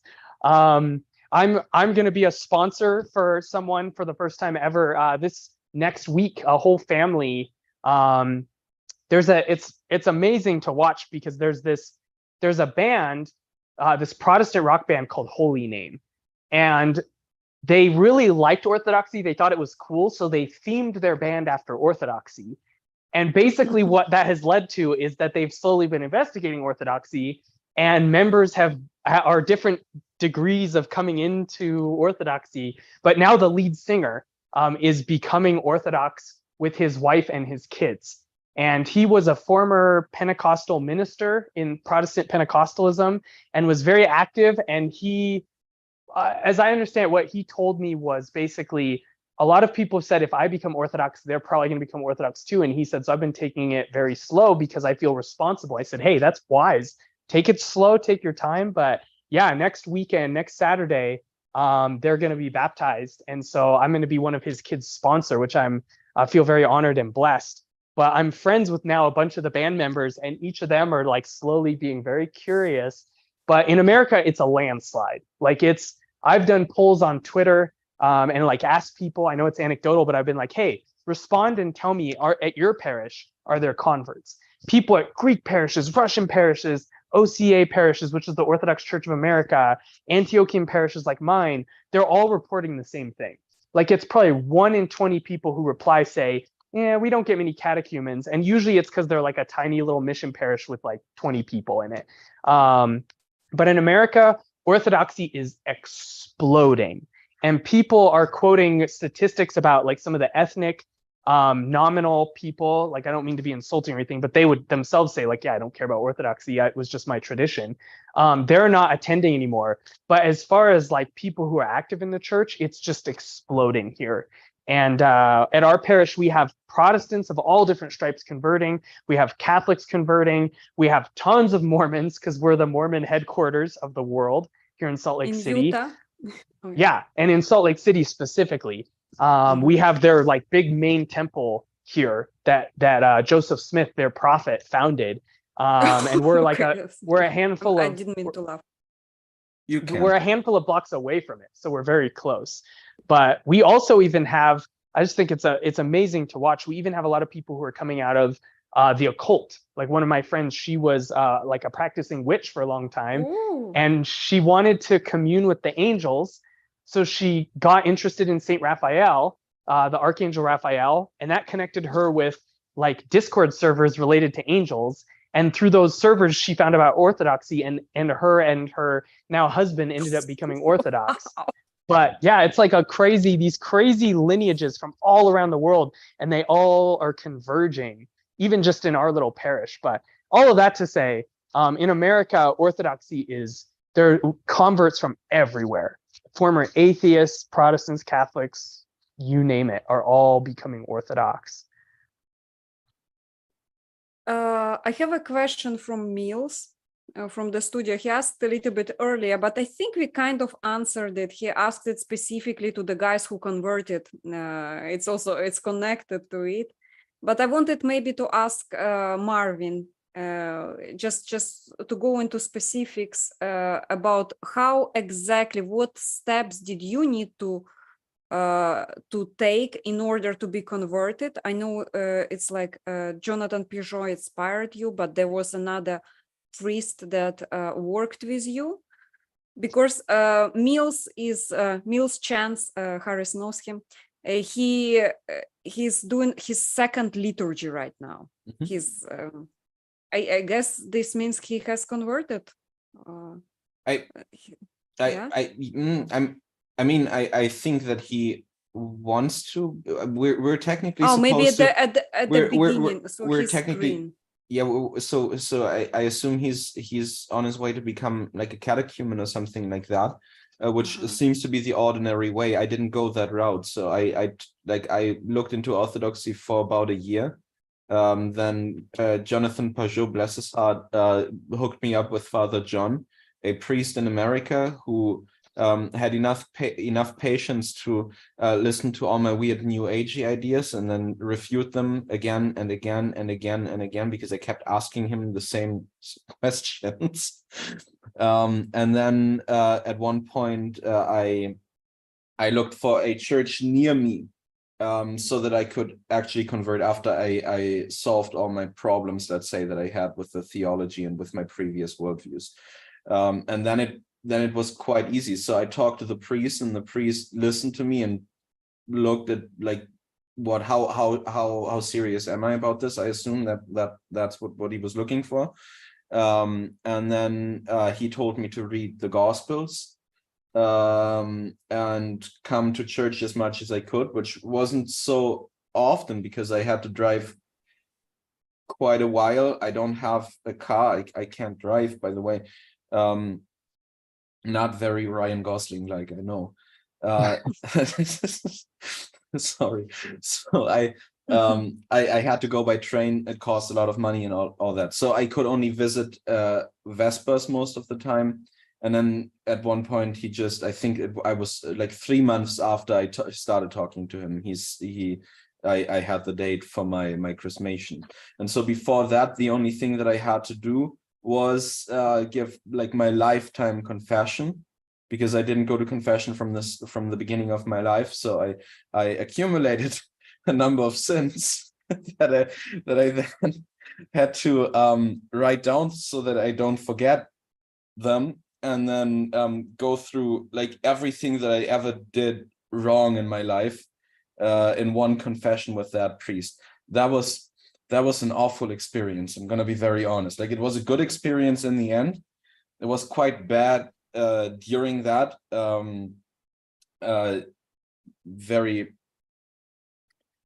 It's not so nice to see how flawed you actually are. It's like initially not a good feeling, of course. And when it's accumulated over 20 years, you get some things together, of course. So if you're converting, take your time and think about it. Like, when you do the confession thing, so that you get everything out at once. You don't want to go back and you just want to get it over with, let's say, because afterwards, so I did the live confession thing before I was chrismated, so I couldn't get like real absolution of sins at that point, the way that we do it in confession with people who are part of the church. But what the priest did, so I had this long list, like everything written down, and I was going through it so I don't forget anything. And afterwards, Father Dionysi, the priest who chrismated me, took the note, the piece of paper, and then just ripped it apart and said, "That's all over now. You'll be what." I don't remember the exact words, but you'll be made new, something like that. And the times that I felt that good about life, I can count on one hand afterwards. So I would really put some time into that. That's gonna probably come to you. And then, man, when you're like, hold on to that energy that you get after you converted, and try to make as much with it as you can, because it's gonna ebb off, and you're gonna be viciously attacked afterwards. And like, it's like, one more thing, maybe, like, this journey towards Christ is the real thing.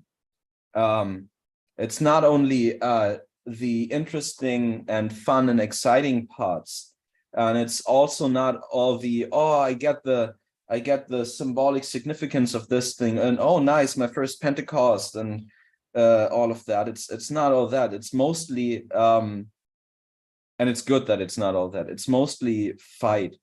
Like, it's very, very exhausting, and it can be very, very frustrating, and you're gonna suffer for sure, and that's a good thing.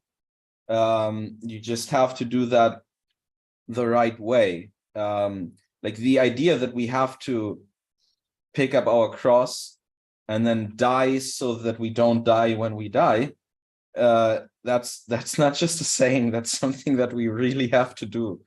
And so prepare yourself, because that's gonna be harsh. But that sounds very black pilly.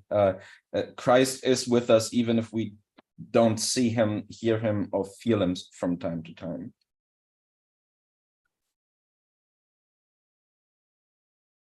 So just one more thing to add, maybe, that helped me in like my harshest times, is when you look at the Pantocrator icon, like, that's something Father Josiah talked about. Like, the first thing is that he looks directly at you, because he's seeking the like contact to you, like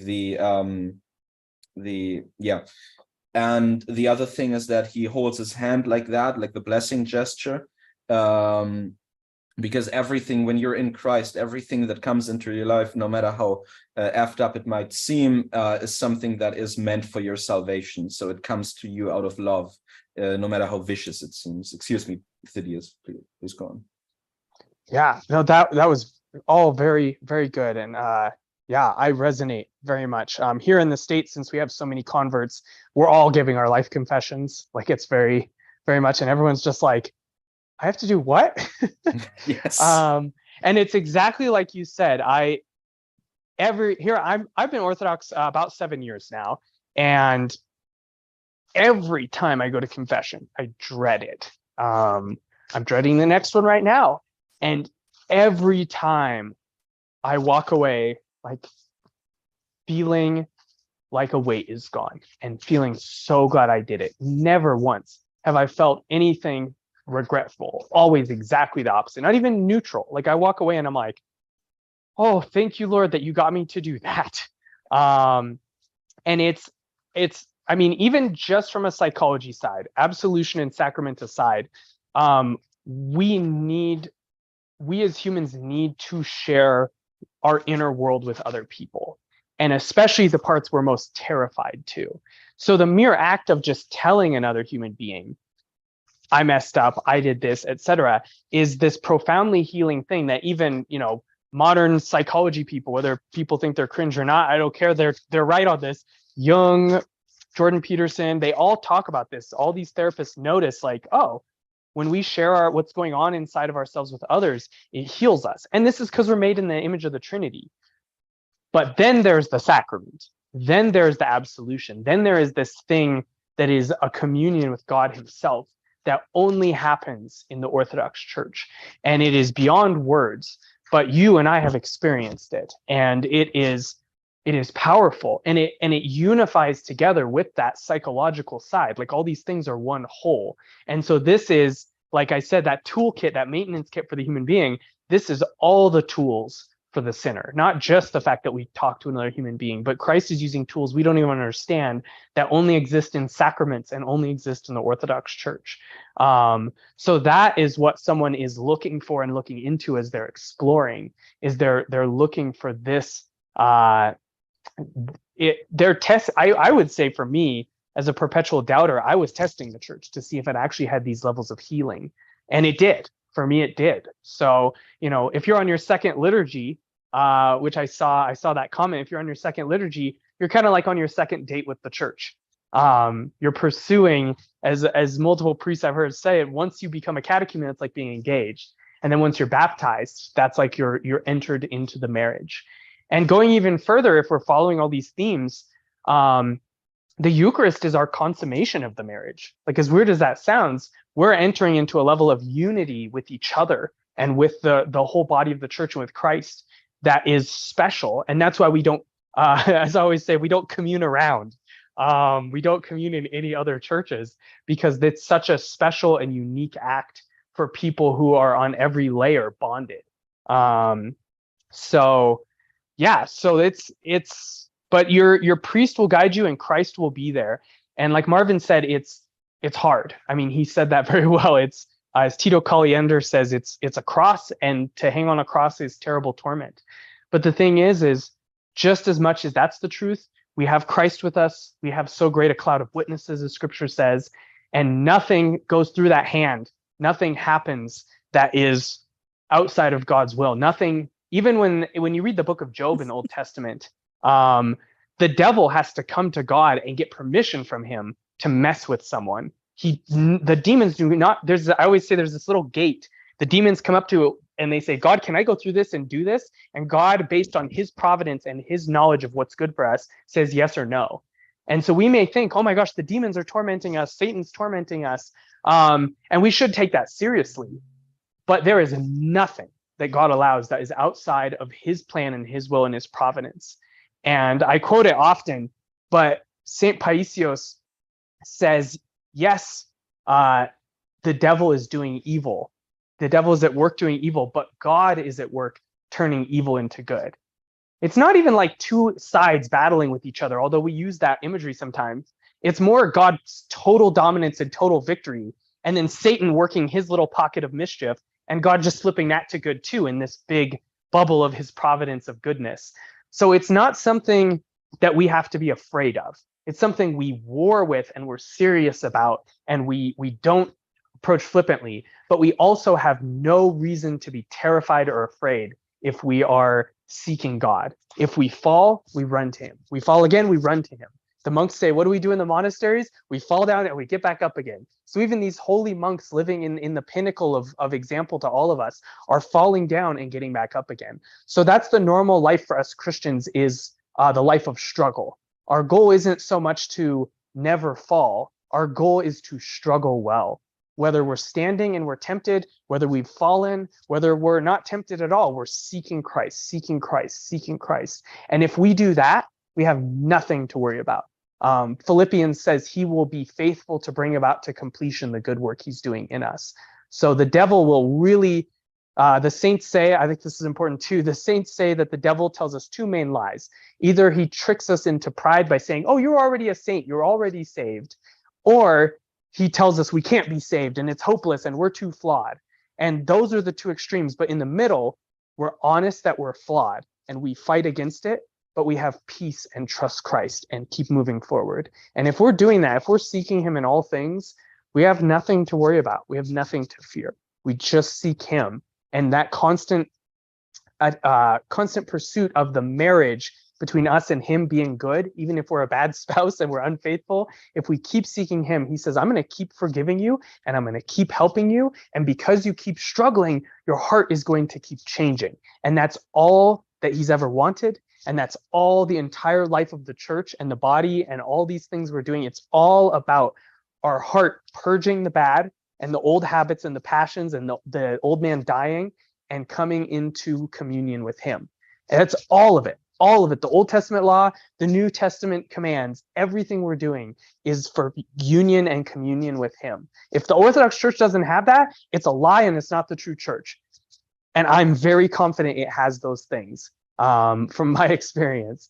So that's all we're here for. Not the laws, not the rules, not a pat on the back, nothing, not a, magic and the correct words. We're here to be united with Christ. We obey our priest and our bishop to be united with Christ. We ask the saints for help to be united with Christ. We love our spouse and our brother monastics to be united with Christ. So in all things, that's the goal. That's it. That's what we're here for. Wow. I think like we can mix the entire speech to tsunami by 2 more weeks. It took like 9 minutes. Excellent, Thaddeus. Thank you. That was beautiful and actually profound. I had 2 places in there that I wanted to ask other guests to compare notes. Because Haris has a different perspective because of the Greek Orthodoxy, and Marvin has a completely different perspective, and also Daniel. So the question that really is kind of started drilling ever since you mentioned it was about confession. So you said like, you're dreading to go to confession. And it was interesting to me how is the confession looks like, let's say in a country where it's 85% of people are actually already living by those rules, knowing they will have to go and confess about it. Because like the entire society basically knows what rules to kind of embody in their actions. So Daniel, first question to you, what's your experience with confession? I'm ashamed to say that, but I haven't got to confession yet. Like never? Never. How is this possible? It's because in my family, it's the Orthodox faith is like purely tradition, and we don't go to church often. Maybe for Slava, for Christmas, for Easter, but not as often as you should. And yeah, that it's a shame, but my family is not that religious. But when will you go to confession? Is there is there a special kind of occasion where actually you yourself planning to go to confession, like before marriage or something? I planned soon enough, but something always gets in the way. Unfortunately. But it's interesting. I was at my first confession when I was 16. And I had absolutely 2 different confessions depending on the priest I confessed to. With one of them, I became friends. And the second one judged me harshly. It's like, to me, confession, I absolutely resonated with Thaddeus when he said, I dread to go to confession. Like, depending on the priest, it can be a different experience. So like both Orthodox, and one of them made it absolutely pleasant in a way, and the other one just judged me so harshly. I was like, I will never go. I don't identify with all of your accusations. like that was my experience. So Haris, what's your experience with confession? Yeah, I will be a bit, maybe I sound a bit harsh, but we are advised to not talk about our confessions. So That's a good rule. yeah, Wow.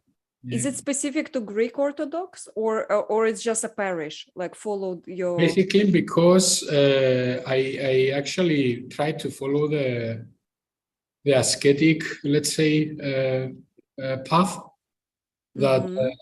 I am very aware that not everyone does that, but I had very good experiences in terms of confession. Actually, I had a great opportunity to confess to an actual confessor, like the one that has the title as Maximus the Confessor, let's and all of that. Wow. So there are some different aspects to it, but I understand what you say. Like there are probable different levels, and some they have a better, let's say, approach to it that is more welcoming in a way, and it's more helpful. But generally speaking, that was the advice that I was. It was given to me to not talk about our confessions publicly. So yeah, this is as much as Thank I you. can disclose. So, No, but it's an interesting take because I actually like I never thought of this as a sacred procedure, and it is. it is, Like yeah. it actually is a sacred procedure. Yeah, because it's something that is very personal, and you have to come into some. It's not even a level of how advanced you are, let's say, in your path. It's just a process that you start and you feel things. It's very difficult to place this into words, but yeah. I'm afraid to say the name. Hello, the Yeah. Marvin's friend over there. Can't hear you. Okay.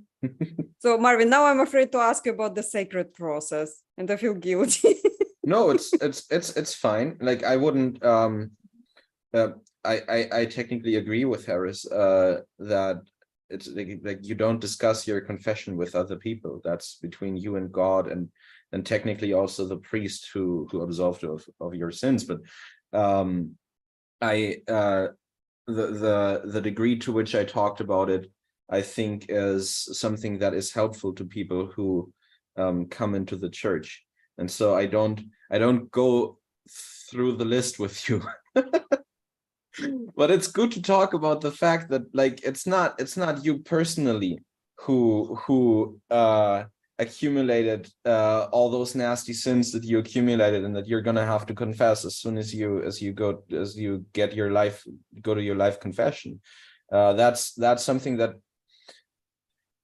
I don't think you're gonna find a convert who doesn't have that.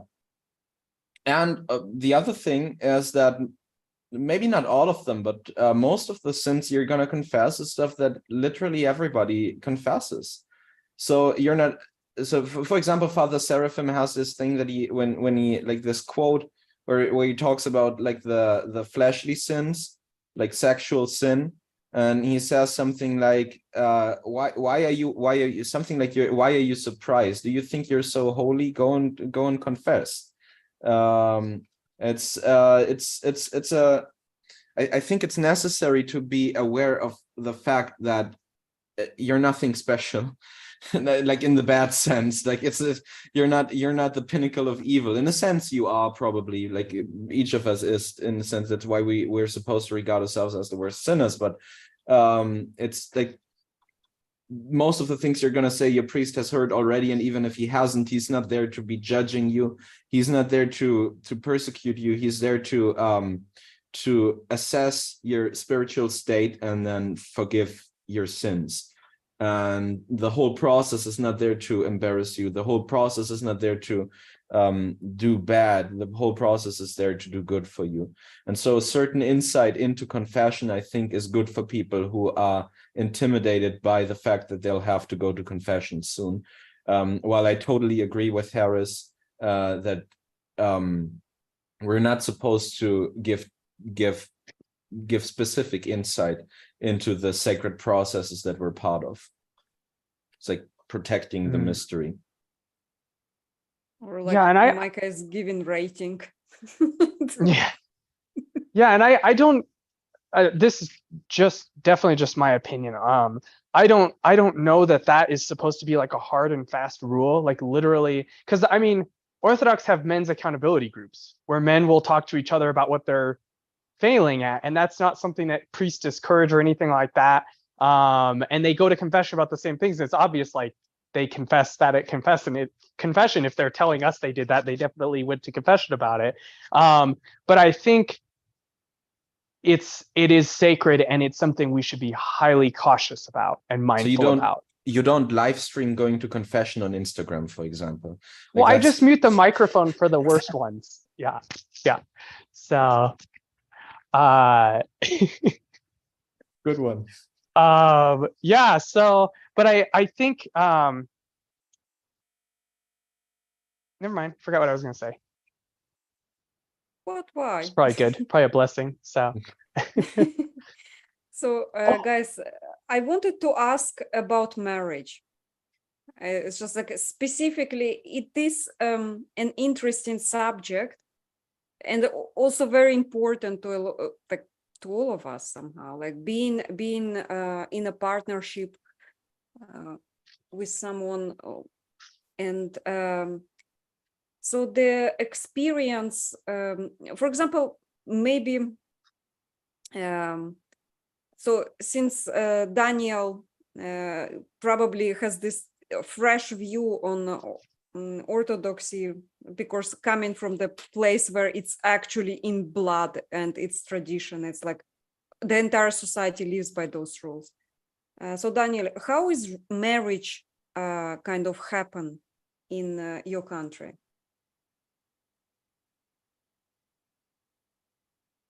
Oh, immediately a big question. Well, I know someone who is married, but they are not married in the church, but rather than what's the word for it? For the state, they are married, but for the church, if they view it, they are not. But marriage is marriage. Yes, civil marriage. I forgot the word for it. For the most part, marriage is viewed much better than in the West, let's say. But secularism here is becoming more and more trendy, and people are divorcing much more than they have. Marriages last far shorter than they did in the past. So we are starting to have similar problems to our brothers and sisters in the West. Oh, wow. I actually was suggesting to, I will not say it anymore. It's sad. Interesting. Harris, how about in Greek Orthodox? Probably like in Russian Orthodox, same? It's exactly the same, yes. Basically, what it is one of the most sacred things that one can do in their lives. And basically, there are two paths. Either you get married and you have a wife and a family, let's say, or you marry the church and you become a monk. So that's the two different, let's say, routes there. Both of them, they are equally valid. And of course, in terms of marriage is something, as we all know it, of course, it's something sacred. And what I can add in addition to what Daniel said, I think there is an upper limit in the number of divorces and marriages you can get in Greek Eastern Orthodoxy, and that is 3. So maximum the church is gonna marry you 3 times. So if you want to remarry after that, then you have to do it in a civic marriage. So I don't know why that is the case, but that's the rule, let's say, we have. Yeah, I It's as think some. far- Go ahead. Go on. It's as far as our economia goes, I think, in general. Like, Christ is not a fan of divorce, obviously, and he's right in that, as he's right in everything. But it's also clear that we are very flawed and sometimes incapable of doing the right thing, and so giving us a second chance, and then even a third chance, is it's an act of mercy on part of the of Christ and then the church in his name. Yeah, I think I've heard some Catholics try and I want to say twist, but that's not very charitable, but misunderstand it and treat it like it's something like, oh yeah, you have this, you can do up to 3 marriages, like it's like lives in a video game. Oh, you just die, do it over again. If you get divorced once, it is a massive, grave sin.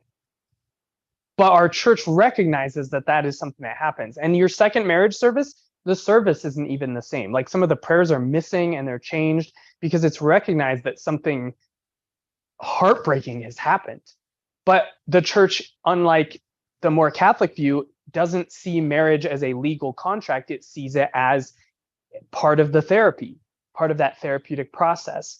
And so the way we see it, and we get this from the church fathers, I'm not sure why they have a different view, but marriage is something that God instilled at creation, even outside of the church. St. John Chrysostom says marriage exists, like we've talked about. And marriage is this icon of the love of the Trinity, that each member of the Trinity unconditionally, like a heartbeat, gives love to the other members. And the husband and wife are supposed to give this kind of love to each other, this sacrificial love that is like Christ. And it reflects Christ, but in our fallen state, it actually moves us towards him. It's like, I want to say practice. Like, when we say, I'm going to love this person unconditionally, we have the opportunity to become like Christ so deeply. Monasticism and marriage both offer us this path to actually be transformed. But what the church does is it brings this process that exists even outside the church into the church, and it becomes a sacrament, just like we talked about with confession. It actually acquires a deeper layer in our participation with God. And so the Catholic Church has taken on more of a view that marriage is something exclusively of the church.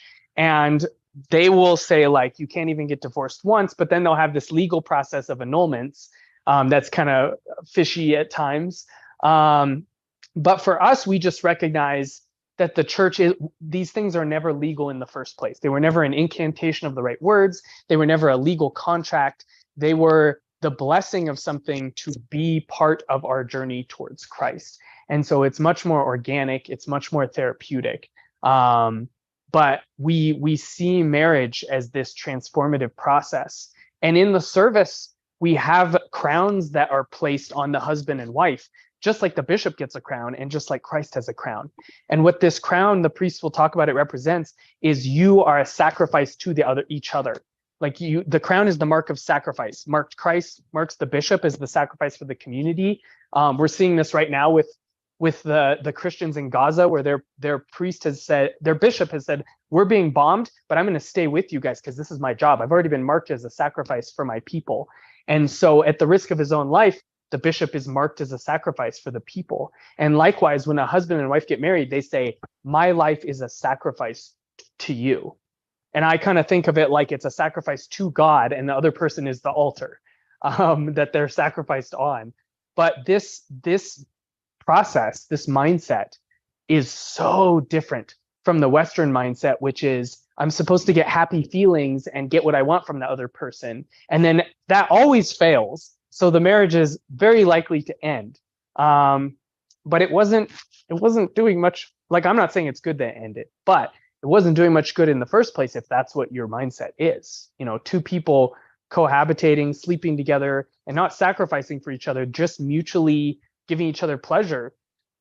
That's just as destructive as divorce, like maybe worse. I'm not going to rank it, but like my point is, marriage is about giving up our lives for someone else. No greater love than this, than a man lay down his life for his brother or his spouse. This is what Christ tells us.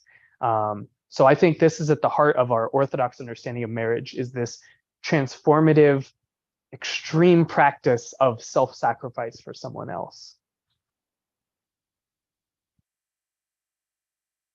It was an interesting question. I want to close up here. We are way past time already.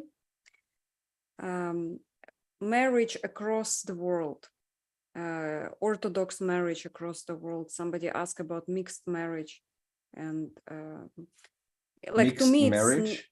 In what sense? mixed race marriage. Is that an Mixed issue race for or people? mixed Everybody, no, denomination? like it's, I don't think it's like, for me it's never an issue, but somebody was like, well, how about me from India marrying a white girl? It's fine. You can do that. Yes, It's like race what's is the not a problem? defining. Race is not a. Yeah. Let's make that race is not a defining factor. I think it's not necessary to say that, but race is not a defining factor of your worth as a person. You're a human being. Your character is defining. What we don't do in the Orthodox Church is is mixing. It's you can't, in an Orthodox service, you can't marry a Catholic, Protestant, or a Buddhist or whatever. So both people who are married in the Orthodox Church have to be Orthodox. So that's the mixed marriage that we oppose, and other mixed marriages we're fine with. Yeah, you don't. I always say, look to the saints, and the saints do not talk about race stuff. They love their Yeah. nation. They love their nation. They see it as their family, and we all should do that. We should love our nation. But they don't see the preservation of their race as like through not race mixing and keeping it pure. You never see them talk about that. And if they never talk about that, then that means that if that's our priority, we're setting a different priority. So there are some people who say, well, it's more a wisdom issue, you know, like kids of mixed race people struggle, and it's like, it's kind of iffy.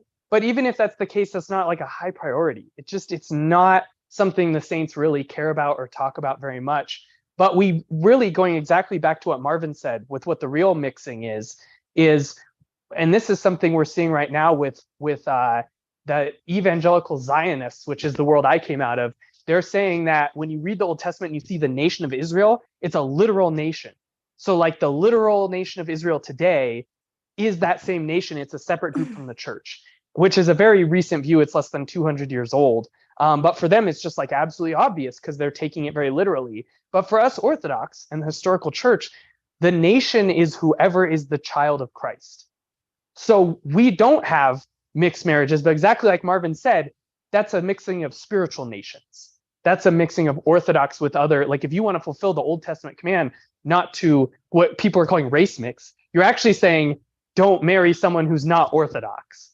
And even then, our church has blessings sometimes. I know a priest that gave his daughter a blessing to marry a Protestant, not in the church.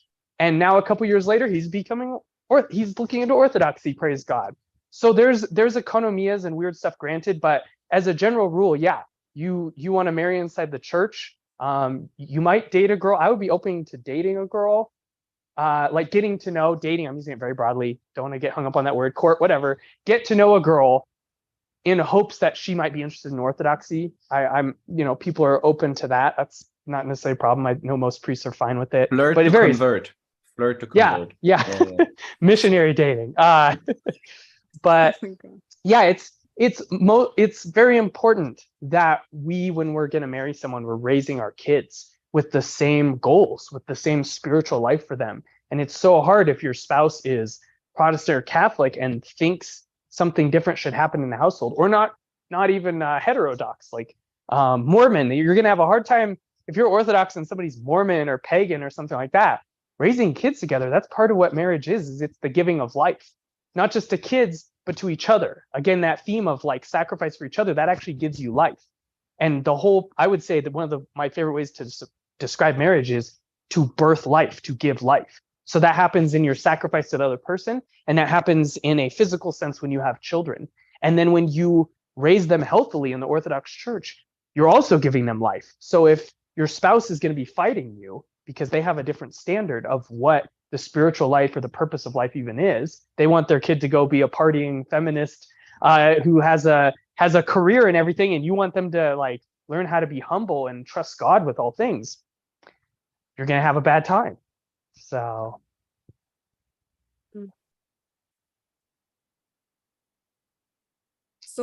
I want to close again with the project, reminding about the project, asking Daniel, asking Harris to record the prayers. It's Holy Father prayer in your own language.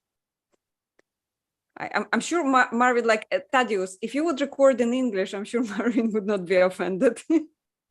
It's holy prayer from the book of Matthew 6:13, Holy Father. And the formulation, yeah? I will of course do it, yeah. Thank you. In your languages. Yeah, of course.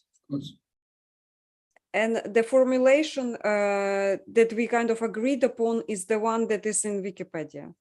So we take the prayer and then like I would go through the page, because the way that it's translated into my language was different than like I was using Elizabeth translation and stuff like that, which would say one word before the other, and like there are technicalities, but it is a beautiful project. The prayer, like it would be like a number of shorts in different languages. It's like one of the 100 projects that Marvin has. It's three projects, maybe 4 if you take The Kingdom by Ken Floyd in there. That's not a real thing. It's 3. Yeah, and then we'll also upload it to Spotify and all that. Because there's other people uploading prayers, so why not do that ourselves? Which is another like pointing at Pentecost, I would say. Yeah, and also unification that I'm trying to get at. Like this is the beauty of that project. Why it is interesting? It's because it's the same prayer in different languages. It's like, I don't know, like. We are uniting through the same thing, basically. And in this kind of divided information avalanche that I keep getting, everybody pulls different directions. Oh, no, you're with us. No, you're with us. And here it is. Here is why you should be with us. I keep receiving that information. And it is hard to find grounding, and I guess that's the reason why I wanted to talk to the entire world this way. On that note, thank you so much, everybody. Harris, Daniel, Marvin, Thaddeus, thank you. Thank you for talking, and it was amazing. Thaddeus, I'm impressed. Like you can talk like for many minutes. I cannot do that. I'm actually, I admire that. Like I do need an that was amazing. Okay. Thank you so much. Thank you to my audience. Yes, Harris. Just wanted to say it was great. It was a pleasure to meet everyone. And once again, thank you, Kara, for inviting us and for hosting this. It was great. yeah, great meeting you, Harris. Same.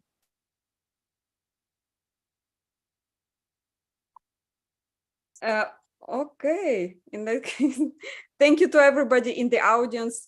Meals, thank you for constant support. Bye. Well, how do I close it?